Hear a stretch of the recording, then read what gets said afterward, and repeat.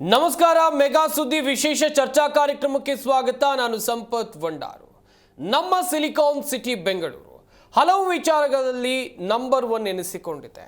ಆದರೆ ಈಗ ವರದಕ್ಷಿಣೆ ಕಿರುಕುಳದಲ್ಲೂ ಕೂಡ ಬೆಂಗಳೂರು ನಗರ ನಂಬರ್ 1 ಎನ್ನುವಂತ ಕಳಂಕಕ್ಕೆ ಗುರಿಯಾಗಿದೆ.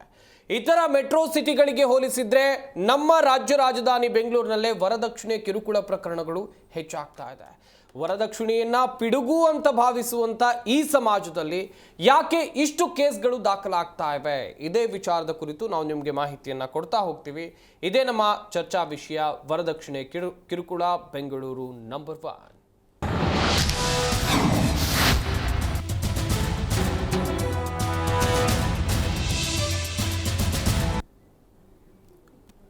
ವರದಕ್ಷಿಣೆ ಕಿರುಕುಳದಲ್ಲಿ ಬೆಂಗಳೂರಿಗೆ ನಂಬರ್ 1 ಸ್ಥಾನ ದೊರೆತಿದೆ. ದೇಶದಲ್ಲಿ ಬೆಂಗಳೂರಿಗೆ ಮೊದಲ ಸ್ಥಾನ ಸಿಕ್ಕಿರುವಂಥದ್ದು. ವರದಕ್ಷಿಣೆ ಕಿರುಕುಳದ ಆಘಾತಕಾರಿ ವರದಿ ಬಹಿರಂಗ ಆಗಿದೆ. 2023ರಲ್ಲಿ ಬೆಂಗಳೂರಿನಲ್ಲಿ ಅತಿ ಹೆಚ್ಚು ಪ್ರಕರಣ ದಾಖಲಾಗಿದೆ. ರಾಷ್ಟ್ರೀಯ ಅಪರಾಧ ದಾಖಲೆಗಳ ಬ್ಯೂರೋ ವರದಿಯನ್ನು ಕೊಟ್ಟಿರುವಂಥದ್ದು. ಯಾಕೆ ಹೀಗಾಗ್ತಾ ಇದೆ ಸಿಲಿಕಾನ್ ಸಿಟಿ ಬೆಂಗಳೂರಿನಲ್ಲಿ ಸದ್ಯಕ್ಕಿರುವಂಥ ಪ್ರಶ್ನೆ. 2023ರಲ್ಲಿ 1013 ವರದಕ್ಷಿಣೆ ಕಿರುಕುಳ ಪ್ರಕರಣಗಳ ದೂರು ದಾಖಲಾಗಿವೆ. ಇತರ ಮೆಟ್ರೋ ನಗರಗಳ ದೂರುಗಳಿಗಿಂತ ಅತಿ ಹೆಚ್ಚು. ಇದು ಆತಂಕಕಾರಿ ಮಾಹಿತಿ ಎನ್ನುವಂಥದ್ದನ್ನು ನೀವಿಲ್ಲಿ ಗಮನಿಸಬೇಕಾಗುತ್ತೆ. ನ್ಯಾಷನಲ್ ಕ್ರೈಮ್ ರೆಕಾರ್ಡ್ ಬ್ಯೂರೋ ಕೊಟ್ಟಿರುವಂಥ ಆಘಾತಕಾರಿ ವರದಿ ಇತರ ಮೆಟ್ರೋ ಸಿಟಿಗಳಿಗೆ ಕಂಪೇರ್ ಮಾಡಿದ್ರೆ ನಮ್ಮ ಸಿಲಿಕಾನ್ ಸಿಟಿ ಬೆಂಗಳೂರಿನಲ್ಲಿ ಯಾಕೆ ವರದಕ್ಷಿಣೆ ಕಿರುಕುಳ ಪ್ರಕರಣಗಳು ದಿನದಿಂದ ದಿನಕ್ಕೆ ಹೆಚ್ಚಾಗ್ತಾ ಇದೆ? ವರದಕ್ಷಿಣೆ ಕಿರುಕುಳಕ್ಕೆ ಇನ್ನೂ ಕೂಡ ಕಡಿವಾಣಗಳು ಬಿದ್ದಿಲ್ವಾ? ಓರ್ವ ಯುವಕ ಮದುವೆಯಾಗುವಾಗ ಯುವತಿಯ ಮನೆಯವರ ಬಳಿ ಈ ರೀತಿಯಾದಂಥ ಡಿಮ್ಯಾಂಡ್ಸ್ಗಳನ್ನು ನಿಜಕ್ಕೂ ಇನ್ನೂ ಕೂಡ ಇಡ್ತಾ ಇದ್ದಾರಾ? ಡಿಮ್ಯಾಂಡ್ ಇಟ್ಟು ಮದುವೆಯಾಗಿ ಹೆಣ್ಣನ್ನು ಕರ್ಕೊಂಡು ಬಂದು ಸಂಸಾರವನ್ನು ಸಾಗಿಸುವಂಥ ಸ್ಥಿತಿ ಬಂದಿದೆಯಾ? ಅಥವಾ ಇದರ ಹಿಂದೆ ಈ 1013 ವರದಕ್ಷಿಣೆ ಕಿರುಕುಳ ಪ್ರಕರಣಗಳಿವೆ, ಇದರಲ್ಲಿ ಎಷ್ಟು ಫೇಕ್ ಕೇಸ್ಗಳಿವೆ? ಸುಖ ಸುಮ್ಮನೆ ಒಂದು ಯುವಕನ ಮೇಲೆ ದಾಖಲಾದಂಥ ಕೇಸ್ಗಳು ಎಷ್ಟಿವೆ? ಅದು ಕೂಡ ಚರ್ಚೆ ಆಗಬೇಕಿಲ್ಲ. ನಿಜಕ್ಕೂ ಕೂಡ ಆಘಾತಕಾರಿ ವಿಚಾರ.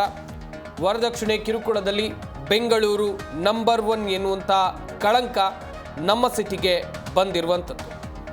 ನಾನಾಗಲೇ ಹೇಳ್ತಾ ಇದ್ದೆ, ನಮ್ಮ ರಾಜ್ಯ ರಾಜಧಾನಿ ಬೆಂಗಳೂರು ಸಾಕಷ್ಟು ವಿಚಾರಗಳಿಂದ ಹೆಸರುವಾಸಿಯಾಗಿರುವಂಥ ಸಿಟಿ. ಅಷ್ಟೇ ಅಲ್ಲದೆ ಈ ಹಿಂದೆ ಕೇಳ್ತಾ ಇದ್ವಿ, ಮಕ್ಕಳ ಕಿಡ್ನಾಪ್ ವಿಚಾರದಲ್ಲೂ ಕೂಡ ಬೆಂಗಳೂರು ಬೇರೆ ಸಿಟಿಗಳಿಗೆ ಕಂಪೇರ್ ಮಾಡಿದರೆ ಹೆಚ್ಚಾಗಿ ಕಿಡ್ನಾಪ್ ಕೇಸ್ಗಳು ನಮ್ಮ ಬೆಂಗಳೂರಿನಲ್ಲಿ ದಾಖಲಾಗ್ತಾ ಇದ್ವು. ಆದರೆ ಈಗ ನ್ಯಾಷನಲ್ ಕ್ರೈಮ್ ರೆಕಾರ್ಡ್ ಹೇಳ್ತಾ ಇರುವಂಥ ಪ್ರಕಾರ ವರದಕ್ಷಿಣೆ ಕಿರುಕುಳ ಕೂಡ ಹೆಚ್ಚಾಗಿ ದಾಖಲಾಗ್ತಾ ಇದೆ ಬೆಂಗಳೂರಿನಲ್ಲಿ ಎನ್ನುವಂಥ ವಿಚಾರ ನಿಜಕ್ಕೂ ಕೂಡ ಆಘಾತಕಾರಿ. ದೇಶದಲ್ಲಿ ಅತಿ ಹೆಚ್ಚು ವರದಕ್ಷಿಣೆ ಕಿರುಕುಳ ಪ್ರಕರಣಗಳು ದಾಖಲಾಗುವ ಮೂಲಕ ನಮ್ಮ ಬೆಂಗಳೂರು ಅಗ್ರಸ್ಥಾನದಲ್ಲಿದೆ ಅಂತ ಹೇಳ್ಕೊಳ್ಳೋಕೆ ಆಘಾತಕಾರಿ ವರದಿಯೊಂದು ಬಹಿರಂಗಗೊಂಡಿದೆ. ಸದ್ಯ ಇನ್ನಾದರೂ ಸಮಾಜದಲ್ಲಿ ವರದಕ್ಷಿಣೆ ಕಿರುಕುಳ ಪ್ರಕರಣಗಳು ಕಡಿಮೆ ಆಗಬೇಕು, ಇದಕ್ಕೆ ಕಡಿವಾಣ ಕೂಡ ಬೀಳಬೇಕು. ಎಂಥ ಸಮಾಜದಲ್ಲಿ ನಾವು ಬದುಕ್ತಾ ಇರೋದು. ಆದರೆ ಇನ್ನೂ ಕೂಡ ಇಂಥ ಕೇಸ್ಗಳನ್ನು ನೋಡ್ತಾ ಇದ್ದೀವಿ ಅಂತ ಹೇಳಿದ್ರೆ ನಿಜಕ್ಕೂ ಕೂಡ ಇದು ದುರ್ದೈವ.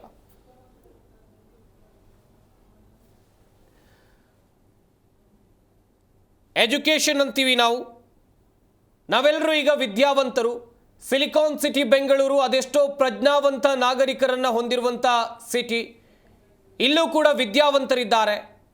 ವಿದ್ಯಾರ್ಹತೆ ಹೆಚ್ಚುತ್ತಾ ಇದ್ದಂತೆ ಇಂಥ ಪಿಡುಗುಗಳು ದೂರ ಆಗಬೇಕು, ಈ ವರದಕ್ಷಿಣೆ ಪಿಡುಗುಗಳು ದೂರ ಆಗಬೇಕು. ಆದರೆ ಇಂಥ ಪಿಡುಗುಗಳೇ ವಿದ್ಯಾವಂತರಿರುವಂಥ ಸಿಟಿಯಲ್ಲಿ ಹೆಚ್ಚಾಗ್ತಾ ಇದೆ. ಯಾಕೆ? ನಾವು ಶಾಲಾ ಕಾಲೇಜು ದಿನಗಳಿಂದಲೂ ಕೂಡ ಓದ್ಕೊಂಡು ಬಂದಿದ್ವಿ, ವರದಕ್ಷಿಣೆ ಒಂದು ಪಿಡುಗು, ಇದನ್ನು ತೊಲಗಿಸಬೇಕು, ಸಮಾಜದಲ್ಲಿ ಇಂಥ ಸಿಸ್ಟಮ್ಗಳು ಇರಬಾರ್ದು ಅಂಥೇಳಿ ಓದ್ಕೊಂಡು ಬಂದವರು ನಾವು. ಪಠ್ಯಗಳು ಹಾಗೇ ಇತ್ತು. ಅದನ್ನು ಓದ್ಕೊಂಡು ಬಂದವರೇ ಈ ರೀತಿಯಾಗಿ ಮಾಡ್ತಾ ಇದ್ದಾರೆ ಅಂತ ಹೇಳಿದ್ರೆ ಏನು ಹೇಳಬೇಕು? ಏನು ಆಗ್ತಾ ಇದೆ? ಸಿಲಿಕಾನ್ ಸಿಟಿ ಬೆಂಗಳೂರಿಗೆ ವಲಸೆ ಬರೋರ ಸಂಖ್ಯೆ ಕೂಡ ಹೆಚ್ಚಾಗ್ತಾ ಇದೆ. ಇಲ್ಲಿ ವಲಸಿಗರು ದಾಖಲಾದಂಥ ಪ್ರಕರಣಗಳು, ಅವರು ದಾಖಲು ಮಾಡಿರುವಂಥ ಪ್ರಕರಣಗಳು ಕೂಡ ಇವೆ.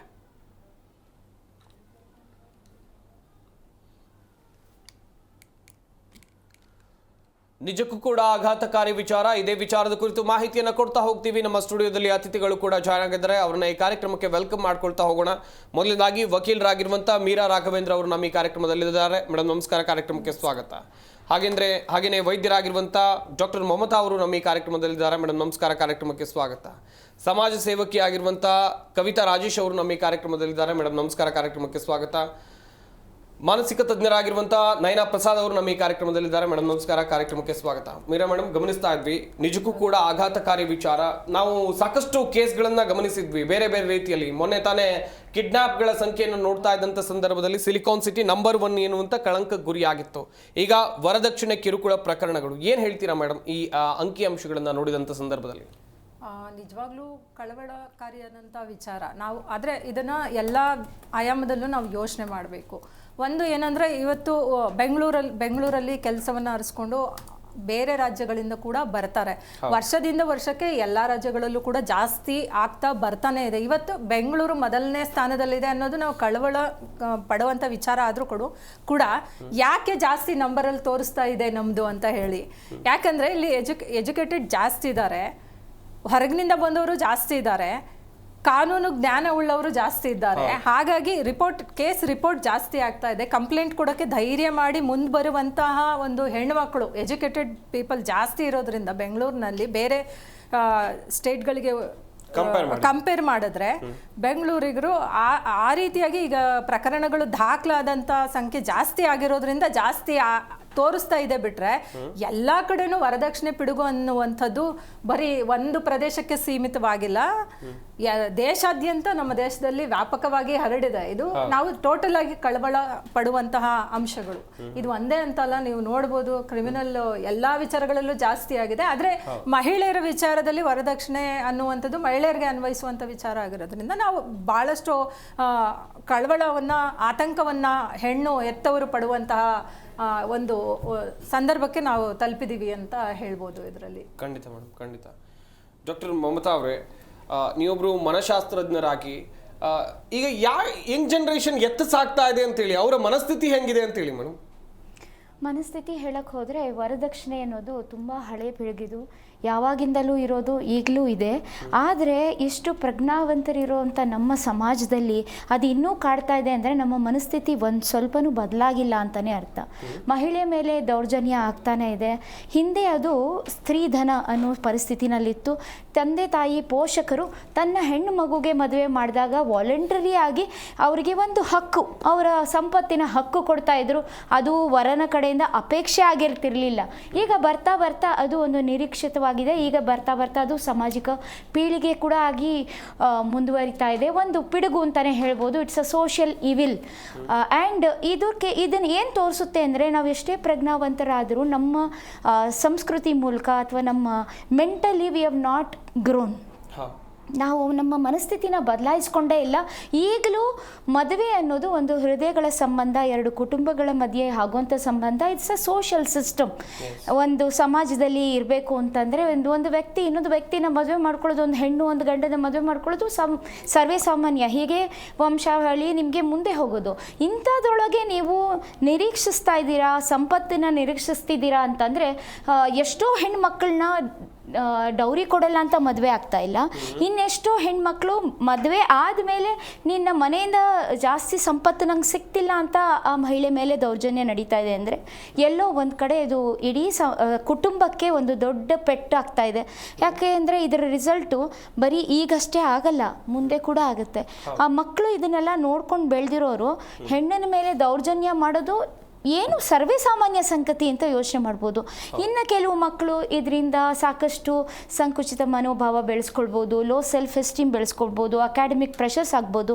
ಜೊತೆಗೆ ಮಹಿಳೆ ಯಾರ ಮೇಲೆ even though she is well educated, ಆಕೆ ಮೇಲೆ ಈ ಥರ ದೌರ್ಜನ್ಯ ನಡೀತಿರ್ಬೇಕಾದ್ರೆ ಈಗಿನ ಕಾಲದಲ್ಲಿ ಇಕನಾಮಿಕಲಿ ಇಂಡಿಪೆಂಡೆಂಟ್ ಇರೋ ವಿಮೆನ್ ಮೇಲೂ ಇದು ನಡೀತಾ ಇದೆ ಅಂತಂದರೆ ಆಕೆ ಆತ್ಮಹತ್ಯೆ ಅನ್ನೋ ಪ್ರಕರಣಗಳಿಗೆ ಕೂಡ ಮುಂದೆ ಹೋಗ್ಬೋದು. ಸಾಕಷ್ಟು ಮಾನಸಿಕ ಕಾಯಿಲೆಗಳು ಬರ್ಬೋದು. ಸೊ ನನ್ನ ಪ್ರಕಾರ ಇದು ನಂಬರ್ ಆಫ್ ಕೇಸಸ್ ಇನ್ಕ್ರೀಸಿಂಗ್. ಎಲ್ಲೋ ಮ್ಯಾಮ್ ಹೇಳ್ದಂಗೆ ಧೈರ್ಯ ಜಾಸ್ತಿ ಬಂದು ಇನ್ಕ್ರೀಸ್ ಆಗ್ತಾ ಇದೆ ಕೇಸ್ಗಳು. ಅವರು they are reaching out to authorities. But ಮನಸ್ಥಿತಿ ಮಾತ್ರ ನಾವು ಒಂದು ಸ್ವಲ್ಪನೂ ಬದಲಾಗಿಲ್ಲ, ಎಷ್ಟೇ ಪ್ರೋಗ್ರೆಸಿವ್ ಆದರೂ. ಹಿಂದೆ ಜಾಸ್ತಿ ಇತ್ತು, ಹೆಣ್ಮಕ್ಳು ಪೊಲೀಸ್ ಸ್ಟೇಷನ್ ಮೆಟ್ಲು ಹತ್ಲಿಕ್ಕೆ ಹೆದರ್ತಾ ಇದ್ರು. ಇವಾಗ ಎಲ್ರಿಗೂ ಅದನ್ನ 498A IPC ಇತ್ತು, ಈಗ BNS 85 ಆಗಿದೆ. ಆದ್ರೆ ಹಿಂದೆ ಜಾಸ್ತಿ ಇತ್ತು, ಸ್ಟೇಷನಿಗೆ ಬರ್ಲಿಕ್ಕೆ ಪೊಲೀಸ್ ಸ್ಟೇಷನ್ ಮೆಟ್ಲು ಹತ್ಲಿಕ್ಕೆ ಹೆದರ್ತಾ ಇದ್ರು. ಇವತ್ತು ಗಂಡನ ಕಡೆಯವ್ರಿಗೂ ಕೂಡ ಅವೇರ್ನೆಸ್ ಇದೆ. 498A ನಲ್ಲಿ ಇಡೀ ಕುಟುಂಬ ನರಳಿದ ಹಲವಾರು ಪ್ರಕರಣಗಳು ಗೊತ್ತಿದೆ ಗಂಡಿನ ಮನೆ ಕಡೆಯವರಿಗೆ. ಯಾಕಂದ್ರೆ ಅತ್ತೆ, ಮಾವ, ನಾದ್ನಿ, ಮೈದ್ನ, ಸ್ನೇಹಿತರು ಇವ್ರನ್ನೆಲ್ಲರನ್ನೂ ಸೇರಿ 498A ಹಿಂದೆ ದಾಖಲಾದ ಸಂದರ್ಭದಲ್ಲಿ ಅರೆಸ್ಟ್ ಮಾಡ್ತಿದ್ರು. ಆಮೇಲೆ ಸುಪ್ರೀಂ ಕೋರ್ಟ್ ಡೈರೆಕ್ಷನ್ ಬಂದ ಮೇಲೆ ಏಕಾಏಕಿ ಅರೆಸ್ಟ್ ಮಾಡಬಾರ್ದು ಅನ್ನುವಂಥದ್ದು ಬಂತು. ಆದ್ರೆ ಹಿಂದೆ ಯಾವ್ಯಾವ ರೀತಿ ನರಳಿದ್ದಾರೆ ಅನ್ನೋ ಸಾಕಷ್ಟು ಉದಾಹರಣೆ ಜನರಿಗೆ ಗೊತ್ತಿದೆ. ಈಗ ಭಯ ಪಡ್ತಾರೆ. ಆದ್ರೆ ಈಗ ಫೇಕ್ ವರದಕ್ಷಿಣೆ ಕೇಸ್ಗಳು ಕೂಡ ಜಾಸ್ತಿ ಆಗಿರೋದ್ರಿಂದ ಮತ್ತೆ ಸಣ್ಣ ಪುಟ್ಟ ವಿಚಾರಗಳು ಭಿನ್ನಾಭಿಪ್ರಾಯ ಬಂದಾಗ್ಲೂ ಕೂಡ ಕಂಪ್ಲೇಂಟ್ ಕೊಡ್ಬೇಕಾದ್ರೆ ಇದನ್ನ ಅಸ್ತ್ರವಾಗಿ ಬಳಸುವವರ ಸಂಖ್ಯೆ ಜಾಸ್ತಿ ಆಗಿರೋದ್ರಿಂದ ನಮ್ಗಿದು ಇವಾಗ ಜಾಸ್ತಿ ಆಗಿದೆ ಅನ್ನೋ ರೀತಿ ಕಂಡು ಬರ್ತಾ ಇದೆ. ಕವಿತಾ ರಾಜೇಶ್ ಅವರೇ, ಒಬ್ಬ ಹುಡುಗಂಗೆ ಹುಡುಗಿ ಮನೆಯ ಹಣ ತಗೊಂಡು ಅಂತ ಹೇಳಿದ್ರೆ ಹುಡುಗಿ ಮನೆಯಿಂದ ವರದಕ್ಷಿಣೆ ತಗೊಂಡು ಮದುವೆ ಆಗೋದಿದ್ರೆ ಆತನ ಹೆಂಡತಿಯನ್ನ ಬಾಳ್ಸೋದಿದ್ರೆ ಆತನಿಗೆ ಮದುವೆ ಯಾಕೆ? ಇಲ್ಲಿ ನಾವು ಒಂದು ಗಮನಿಸಬೇಕಾಗಿರೋ ವಿಚಾರ ಏನು ಅಂದರೆ, ನಾವು ಯಾವಾಗಲೂ ಗಂಡು ಮಕ್ಕಳದೇ ತಪ್ಪು ಅಂತ ಅನ್ನೋಕ್ಕಾಗಲ್ಲ. ಈಗ ಏನಾಗ್ಬಿಟ್ಟಿದೆ ಅಂದರೆ, ಹೆಣ್ಮಕ್ಳನ್ನು ಎಷ್ಟು ಮುದ್ದಾಗಿ ಬೆಳೆಸಿರ್ತಾರೋ ಅವ್ರ ಮೇಲಿನ ಪ್ರೀತಿಗೋಸ್ಕರ ನಾನು ಅದ್ಧೂರಿಯಾಗಿ ನನ್ನ ಮಗಳು ಮದುವೆ ಮಾಡಬೇಕು, ಇದೆಲ್ಲ ಗಿಫ್ಟ್, ಎಕ್ಸ್ಪೆನ್ಸಿವ್ ಗಿಫ್ಟ್, ಒಂದು ಕಾರ್ ಇರ್ಬೋದು ಅಥವಾ ಒಂದು ಅಪಾರ್ಟ್ಮೆಂಟು, ಏನೋ ಒಂದು ಈ ಥರ ಹೆಚ್ಚು ಬೆಲೆ ಬಾಳುವಂಥ ಗಿಫ್ಟ್ನ ಕೊಟ್ಟು ಅದೆಲ್ಲ ಒಂದು ಸಂಪ್ರದಾಯ ಅನ್ನೋ ಥರ ರೂಢಿಸ್ಕೊಳ್ತಾ ಬಂದಿರೋದ್ರಲ್ಲಿ ಆ್ಯಕ್ಚುಲಿ ಹುಡುಗಿಯ ತಂದೆದು ಪಾತ್ರ ಇರುತ್ತೆ, ಪೋಷಕರದು. ಬೇಸಿಕಲಿ ಏನಂದರೆ ಅದೊಂದು ಪ್ರೆಸ್ಟೀಜ್ ವಿಷಯ ಆಗೋಗಿದೆ. ಈಗ ಸಿಂಪಲಾಗಿ ಮದುವೆ ಮಾಡಿಬಿಟ್ರೆ ಏನು ಸಿಂಪಲಾಗಿ ಮದುವೆ ಮಾಡಿಕೊಟ್ಬಿಟ್ರು. ಸೊ ಒಬ್ರನ್ನ ಇಲ್ಲ ರಿಲೇಟಿವಲ್ಲೂ ಒಬ್ರದ್ದು ಮದುವೆ ಆಯಿತು, ಅವ್ರಿಗಿಂತ ನಾನು ಇನ್ನೂ ಚೆನ್ನಾಗಿ ಮಾಡ್ಬೇಕು ನನ್ನ ಮಗಳು ಮದುವೆ ಅನ್ನೋ ಒಂದು ಕಾಂಪಿಟೇಷನ್ಗೆ ಬಿದ್ದು ಈಗ ಏನಾಗೋಗ್ಬಿಟ್ಟಿದೆ ಅಂದರೆ ಪೈಪೋಟಿ. ನಾನು ಏನು ಕೊಡಬಹುದು ಅಂತ ಅವರ ಒಂದು ಲಿಮಿಟ್ನ ಮೀರಿ ಕೊಡೋದಕ್ಕೆ ಪ್ರಯತ್ನ ಪಡ್ತಾರೆ. ಸೊ ಮೇಡಮ್ ಆಗಲೇ ಹೇಳ್ದಂಗೆ ಇದರಲ್ಲಿ ಫೇಕ್ ಕೇಸಸ್ಸು ಬಹಳ ಇರಬಹುದು, ಬಟ್ ಆದರೆ ಇದರಲ್ಲಿ ಈಕ್ವಲ್ ಪಾತ್ರ ಇದೆ. ಗಂಡು ಮಕ್ಕಳು ಅಪೇಕ್ಷೆ ಮಾಡಿ ಹೆಣ್ಮಕ್ಳಿಂದ ತಗೊಂಡು ಅದರಿಂದ ಜೀವನ ಮಾಡಬೇಕು ಅನ್ನೋಂಗಿದ್ರೆ ಅದು ಮದುವೆಗೆ ಒಂದು ಅರ್ಥನೇ ಇರೋದಿಲ್ಲ. ಸೊ ಅವಾಗ ಅವ್ರಿಗೆ ಎಜುಕೇಷನು ಬೇಕಾಗಿಲ್ಲ, ಒಂದು ಪ್ರೊಫೆಷನು ಬೇಕಾಗಿಲ್ಲ, ಇದನ್ನೇ ಒಂದು ಪ್ರೊಫೆಷನ್ ಮಾಡ್ಕೊಂಡು ಹೊರಟೋಗ್ಬಿಡ್ತಾರೆ. ಬಟ್ ಆದರೆ ಇದರಲ್ಲಿ ನಿಜವಾಗ್ಲೂ ಈಕ್ವಲ್ ಪಾತ್ರ ಇದೆ ಇಬ್ಬರದು, ಗಂಡು ಮತ್ತು ಹೆಣ್ಣಿಂದು. ನಯನಾ ಪ್ರಸಾದ್ ಅವರೇ, ವರದಕ್ಷಿಣೆ ಕೊಡೋದು ತಪ್ಪು, ತಗೊಳ್ಳೋದು ತಪ್ಪು ಎನ್ನುವಂಥ ಪರಿಕಲ್ಪನೆ ಬರಬೇಕು. ಕಾನೂನುಗಳಿವೆ, ಕಠಿಣವಾದಂಥ ಕಾನೂನುಗಳಿವೆ, ಇಷ್ಟೆಲ್ಲ ಇದ್ರೂ ಕೂಡ ಈ ಪಿಡುಗಿ ಯಾಕೆ ನಿಲ್ತಾ ಇಲ್ಲ ಅಂತೇಳಿ? ಸರ್, ಈಗ ವರದಕ್ಷಿಣೆ ಕಿರುಕುಳ ಅಂದರೆ ಈಗ ಇಷ್ಟೊಂದು ಕೇಸಸ್ ಇದೆ, ಅದರಲ್ಲೂ ಬೆಂಗಳೂರು ನಗರದಲ್ಲಿ, ಇಂಥ ವಿದ್ಯಾವಂತ ನಗರದಲ್ಲೇ ಇಷ್ಟೊಂದು ಕೇಸಸ್ ಇದೆ ಅಂತ ಅಂದರೆ ನಾವು ಯೋಚನೆ ಮಾಡಬೇಕಾಗಿರೋದು ನಮ್ಮ ಎಜುಕೇಷನ್ ಯಾವ ಥರ ಇದೆ. ಈಗ ಫಸ್ಟ್ ಆಫ್ ಆಲ್ ಈಗ ಎಜುಕೇಷನ್ ಅಂದರೆ ಈಗ ವಿದ್ಯಾವಂತರೇ CA ಮಾಡಿರೋವಂಥವ್ರು, ಇಂಜಿನಿಯರಿಂಗ್ ಮಾಡಿರೋವಂಥವ್ರು, ದೊಡ್ಡ ದೊಡ್ಡ ಹುದ್ದೆಲಿರೋವಂಥವ್ರೇ ವರದಕ್ಷಿಣೆಗಳನ್ನು ಕೇಳ್ತಾ ಇದ್ದಾರೆ, ಈ ಥರ ಹರಾಸ್ಮೆಂಟ್ ಮಾಡ್ತಾ ಇದ್ದಾರೆ ಅಂದರೆ ಅಲ್ಲಿ ಫಸ್ಟ್ ಸ್ಟೇಜ್ ತೋರಿಸುತ್ತೆ ಅವರು ಆಲ್ರೆಡಿ ಗ್ರೀಡಿ. ಅವರು ಎಜುಕೇಷನ್ ಮಾಡ್ತಾ ಇರೋದೇ ತಾವು ವೆಲ್ತ್ ಅಕ್ಯುಮುಲೇಷನ್ಗೋಸ್ಕರ, ಸಂಪತ್ತನ್ನು ನಾವು ಗಳಿಸ್ಬೇಕು ಅಂತ. ಸೊ ಅವ್ರಿಗೆ ಏನಾಗ್ಬಿಟ್ಟಿದೆ ಅಂದರೆ ಈ ಸಂಬಂಧಗಳಿಗಿಂತ ವೆಲ್ತ್ ಅಕ್ಯುಮುಲೇಷನ್ನೇ ದೊಡ್ಡದಾಗಿದೆ ಅಂತ ಅನಿಸುತ್ತೇನೋ. ಯಾಕಂದರೆ ಈ ಅರ್ಬನ್ ಏರಿಯಾಸಲ್ಲೇ ಇದು ಜಾಸ್ತಿ ಆಗಿದೆ. ಅಂದರೆ ಮಾನವೀಯ ಸಂಬಂಧಗಳು, ಆ ಮಾನವೀಯ ಮೌಲ್ಯಗಳು ಎಲ್ಲೋ ಮರ್ತು ಹೋಗ್ತಾ ಇದ್ದಾರೆ ಜನ. ಈಗ ಫೇಕ್ ಕೇಸಸ್ ಆಗಿರ್ಬೋದು, ಹುಡುಗನ ಮೇಲೆ ಹಾಕಿರ್ಬೋದು, ಅಥವಾ ಹುಡುಗಿನ ಮೇಲೆ, ಅಂದರೆ ಆ ಮನಸ್ಥಿತಿ ಎಲ್ಲಿಗೆ ಹೋಗ್ತಾ ಇದೆ, ಅಂದರೆ ಸಮಾಜದ ಮನಸ್ಸು ಎಷ್ಟು ಹದಗೆಡ್ತಾ ಇದೆ, ಅಂದರೆ ಮುಂದಿನ ಜನ್ರೇಷನ್ಗೆ ಏನು ಕೊಡ್ತಾ ಇದ್ದಾರೆ ಇವರು ಅನ್ನೋದನ್ನು ನಾವು ಆಲೋಚಿಸಬೇಕು. ಸೊ ಈಗ ಹುಡುಗಿ ಮನೆ ಅಂದರೆ ಈಗ ಎಷ್ಟೋ ಕೇಸಸ್ಗಳು ಏನು ಹುಡುಗಿಯರಿಗೆ ಆ ಪ್ರಾಬ್ಲಮ್ ಆಗ್ತಾ ಇದೆ, ಅವರು ಇದಕ್ಕೆ ಒಳಗಾಗ್ತಾ ಇದ್ದಾರೆ, ಆ ಹರಾಸ್ಮೆಂಟಿಗೆ ಒಳಗಾಗ್ತಾ ಇದ್ದಾರೆ ಅಂದರೆ ಅವರ ಒಂದು ಬೆಳವಣಿಗೆ, ಅಂದರೆ ಈಗ ಮೇಡಮ್ ಹೇಳ್ದಂಗೆ ತಂದೆ ತಾಯಿ ಯಾವ ರೀತಿ ಬೆಳೆಸಿದ್ದಾರೆ. ಈಗ ನಮ್ಮ ಭಾರತ ದೇಶದಲ್ಲಿ ಹುಡುಗರು ಅಳಬಾರ್ದು, ಹುಡುಗಿಯರು ಈ ಥರನೇ ಇರಬೇಕು, ಹುಡುಗರು ಈ ಥರನೇ ಇರಬೇಕು, ಈ ಥರ ಸಣ್ಣದಿಂದನೂ ಅವ್ರನ್ನ ಬೆಳೆಸಿ ಅವರೊಂಥರ ಆ ಸೋಷಿಯಲ್ ಕಂಡೀಷನಿಗೆ ಒಳಗಾಗ್ಬಿಟ್ಟಿದ್ದಾರೆ. ಎಲ್ಲೋ ಒಂದು ಕಡೆ ನೀನು ಗುಡ್ ಗರ್ಲ್ ಆಗಿರಬೇಕು, ನೀವು ಹೊರಗಡೆ ಹೋಗಿ ಮಾತಾಡಬಾರ್ದು, ನೀನು ಅಲ್ಲಿ ಇಲ್ಲಿ ಇದು ಮಾಡಿರಬಾರ್ದು, you are a good girl ಅಂತ ಬೆಳೆಸಿ ನಮ್ಮ ಹೆಣ್ಮಕ್ಳಿಗೆ ಆ ಸಬಲೀಕರಣನೇ ಮರ್ತು ಹೋಗ್ಬಿಟ್ಟಿದೆ ಅಂತ ಅನಿಸುತ್ತೆ. ಈಗ ಕೇಸಸ್ಗಳು ನೋಡೋದಾದರೆ ಇನ್ನು ಗಂಡು ಮಕ್ಳು ವಿಚಾರದಲ್ಲೂ ಅಷ್ಟೇ, ಅವ್ರನ್ನ ಅಳಬಾರ್ದು, ನೀವು ಹೊರಗಡೆ ಅಳಬಾರ್ದು, ನೀವು ಪುರುಷರು, ನೀವು ಅಥಾರಿಟೇಟಿವ್ ಮೈಂಡ್ಸೆಟ್ ಅದಕ್ಕೆ ನಿಮ್ಗೆ ಇರಬೇಕು. ಸೊ ಇವ್ರೇನು ಅನ್ಕೊಂಡಿದ್ದಾರೆ ಅಂದರೆ ನನಗೆ ಅಧಿಕಾರ ಇದೆ, ನಾನು ಏನು ಬೇಕಾದರೂ ಮಾಡ್ಬೋದು. ಸೊ ಇವ್ರಿಬ್ಬರಲ್ಲೂ ಮಾನಸಿಕತೆ ಎದ್ದು ಕಾಣ್ತಾ ಇದೆ, ಇಬ್ರಿಗೂ ಮಾನಸಿಕ ಪ್ರಾಬ್ಲಮ್ ಇದೆ. ಹಾಗಾದ್ರೆ ಇಲ್ಲಿ ಸರಿ ಹೋಗ್ಬೇಕಾಗಿರೋದು ಕಾನೂನಿಂದಕ್ಕಿಂತ ಮುಖ್ಯವಾಗಿ ಇಲ್ಲಿ ಮನೋವೈಜ್ಞಾನಿಕ ಶಿಕ್ಷಣ ಅಗತ್ಯ ಇದೆ. ಆ ಸಂಬಂಧಗಳಲ್ಲಿ ಒಂದು ಎಮೋಷನಲ್ ಒಂದು ಜಾಣ್ಮೆ, ಆ ಇಂಟೆಲಿಜೆನ್ಸ್ ಬೇಕಾಗಿದೆ. ಅದು ಇಲ್ಲಿ ನಮಗೆ ಆ ಕೊರತೆ ಕಾಣಿಸ್ತಾ ಇದೆ ಅಂತ ಹೇಳ್ಬೋದು. ಗಮನಿಸ್ತಾ ಇರ್ಬೋದು ವೀಕ್ಷಕರೇ, ಏನೆಲ್ಲ ಸಮಸ್ಯೆಗಳು ಆಗ್ತಾ ಇದೆ ಸಮಾಜದಲ್ಲಿ, ಎಂತೆಂಥ ಪಿಡುಗುಗಳನ್ನ ನಿಲ್ಲಿಸಬೇಕು ಶಿಕ್ಷಣವಂತರಿರುವಂಥ ಈ ಸಮಾಜದಲ್ಲಿ, ಆದರೆ ಆಗ್ತಾ ಇಲ್ಲ ಯಾಕೆ ಎನ್ನುವಂಥ ಪ್ರಶ್ನೆ. ಮೀರಾ ಮೇಡಮ್, ಈಗ ನೀವು ಆಗಲೇ ಕಾನೂನು ವಿಚಾರವಾಗಿ ಹೇಳ್ತಾ ಇದ್ರಿ, ಈ ನಂಬರ್ಸ್ಗಳನ್ನು ನೋಡ್ತಾ ಇದ್ರೆ ನಿಜಕ್ಕೂ ಕೂಡ ಆತಂಕ ಆಗುತ್ತೆ. ಯಾಕಂತ ಹೇಳಿದ್ರೆ ಬೇರೆ ಮೆಟ್ರೋ ಸಿಟಿಗಳಿಗೆ ಕಂಪೇರ್ ಮಾಡಿದರೆ ನಮ್ಮ ಸಿಲಿಕಾನ್ ಸಿಟಿ ಬೆಂಗಳೂರಿನಲ್ಲಿ ಹೆಚ್ಚು ಅಂತೇಳಿ. ಬಟ್ ಇದರಲ್ಲಿ ಸತ್ಯಾಸತ್ಯತೆಗಳು ಎಷ್ಟಿವೆ ಮೇಡಮ್ ಅಂತ ಹೇಳಿದ್ರೆ, ಒಂದು ಕಡೆಯಲ್ಲಿ ಮಹಿಳೆ ಮದುವೆ ಆದಂಥ ಹುಡುಗಿ ಕೂಡ ಅಂದ್ಕೊಳ್ತಾಳೆ ನನ್ನ ಬಳಿ ಒಂದು ಅಸ್ತ್ರ ಇದೆ, ವರದಕ್ಷಿಣ ಕಿರುಕುಳ ಕೇಸ್ ಹಾಕ್ಬೋದು ಅನ್ನುವಂಥದ್ದಾಗಿ ಆಕೆಗೂ ಕೂಡ ಒಂದು ಥಿಂಕಿಂಗ್ ಬರುತ್ತೆ. ಇದರಲ್ಲಿ ನೈಜತೆ ಎಷ್ಟಿದೆ, ಹಾಗೆಯೇ ಫೇಕ್ ಕೇಸಸ್ಗಳು ಎಷ್ಟಿರಬಹುದು ಒಂದು ಲೆಕ್ಕಾಚಾರದಲ್ಲಿ? ಫೇಕ್ ಕೇಸಸ್ಸೇ ಜಾಸ್ತಿ ನಾನು ಕಂಡಂತೆ. ಓಕೆ, ಈಗ ಒಂದು ಗಂಡು ಹೆಣ್ಣಿನ ನಡುವೆ ಭಿನ್ನಾಭಿಪ್ರಾಯ ಬಂದು ಆಕೆ ಆಚೆ ಬಂದಾಗ ಮನೆಯವರಿಗೆ ಗೊತ್ತಿಲ್ಲದೆ ಇರಲಿ ಕೆಲವು ಸಲ ಕಾನೂನು ಹೋರಾಟ ಮಾಡೋಣ ಅಂತ ವಕೀಲರ ಹತ್ರನೂ ಹೋಗ್ತಾರೆ. ಸೊ ಒಂದು ಹಿಡಿತ ಬರಲಿ ಅನ್ನೋ ಕಾರಣಕ್ಕೆ ಫೇಕ್ ಕೇಸು ಫಸ್ಟ್ ಕಂಪ್ಲೇಂಟ್ ಕೊಡಿ ನೋಡೋಣ, ಅವ್ರಿಗೆ ಹೆದರಿಕೆ ಬರುತ್ತೆ, ಬಂದು ಕರ್ಕೊಂಡು ಹೋಗ್ತಾರೆ ಅನ್ನೋ ಒಂದು ದೃಷ್ಟಿಕೋನದಿಂದ ಆ ಐಡಿಯಾ ಕೂಡ ವಕೀಲರು ಕೂಡ ಕೊಟ್ಟಿದ್ದುಂಟು. ನಾನು ಅದನ್ನು ತುಂಬ ವಿಷಾದವಾಗಿ ಹೇಳ್ತೀನಿ. ನಾನು ಕೂಡ ಒಬ್ಬಳು ವಕೀಲೆ ಆಗಿದ್ರು ಕೂಡ ಈ ರೀತಿ ಒಂದು ಹೇಳುವಂಥದ್ದು ಅದು ಸಾಮಾನ್ಯ. ಆ ನಂತರದಲ್ಲಿ ಇವರು ಡೈವರ್ಸ್ಗೆ ಹೋಗ್ತೀನಿ ಅಂದರೆ ಆನಂತರ ಡೈವರ್ಸ್ ಫೈಲ್ ಮಾಡ್ತಾರೆ, ಇಲ್ಲಾಂದರೆ ಆನಂತರ ಕಾಂಜುಗಲ್ ರೈಟ್ಸಲ್ಲಿ ಫೈಲ್ ಮಾಡ್ತಾರೆ. ಬಿಟ್ಟರೆ ಇದು ಅದಕ್ಕಿಂತ ಒಂದು ಇರಲಿ ನಿಮ್ಗೊಂದು ಹಿಡಿತ ಇರುತ್ತೆ ಅನ್ನೋ ಕಾರಣದಿಂದ ಒಂದು 498A ಈಗ BNS 85 ಅಲ್ಲಿ ದೂರು ದಾಖಲಾಗುವಂಥದ್ದು ಮಾಡ್ತಾರೆ. ಅದು ಒಂದು ಆರಂಭಿಕ ಪ್ರಕ್ರಿಯೆ. ಇಬ್ರು ನಡುವೆ ಬರಲಿಲ್ಲ, ನಾವು ಲೀಗಲ್ ಆಗಿ ಹೋಗ್ತೀವಿ, ಲೀಗಲ್ ಇಲ್ಲ ಅವ್ರಿಗೆ ಸ್ವಲ್ಪ ಹೆದರಿಕೆ ಬರೆಸ್ಬೇಕು ಅನ್ನೋ ಒಂದು ಹಿಡಿತದಲ್ಲಿ ಇಟ್ಕೋಬೇಕು ಅನ್ನೋ ರೀತಿಯಲ್ಲಿ ಹೋಗುವಂಥದ್ದು. ಕೊನೆಗೆ ಅದು ಡೈವರ್ಸ್ ಅಲ್ಲಿ ಎಂಡ್ ಆಗುತ್ತೆ. ಇಲ್ಲ ಇಬ್ರು ಸಪ್ರೇಟ್ ಆಗುವಂಥ ಒಂದು ಪರ್ಮನೆಂಟ್ ಆಗಿ ಸಪ್ರೇಟ್ ಆಗುವಂಥ ಪ್ರಕ್ರಿಯೆಗೆ ಮುಂದಾಗುತ್ತೆ. ಇಲ್ಲ ಅಂತಂದ್ರೆ ಕೆಲವು ಸಲ ಹೆದರಿ ಕೂಡ ಒಂದಾಗಿದ್ದು ಉಂಟು. ಯಾಕಂದ್ರೆ ಈಗ ಸಡನ್ ಆಗಿ ಏನೋ FIR ದಾಖಲಾಗಿದ್ದ ಕೂಡಲೇ ಹೋಗ್ಬಿಟ್ಟು ಎಲ್ಲರನ್ನೂ ಅರೆಸ್ಟ್ ಮಾಡ್ಕೊಂಡ್ ಬರಲ್ಲ. ಮೊದಲು ಇತ್ತು ಆ ರೀತಿ, ಈಗ ನೋಟಿಸ್ ಕೊಟ್ಟು ಕರೀತಾರೆ.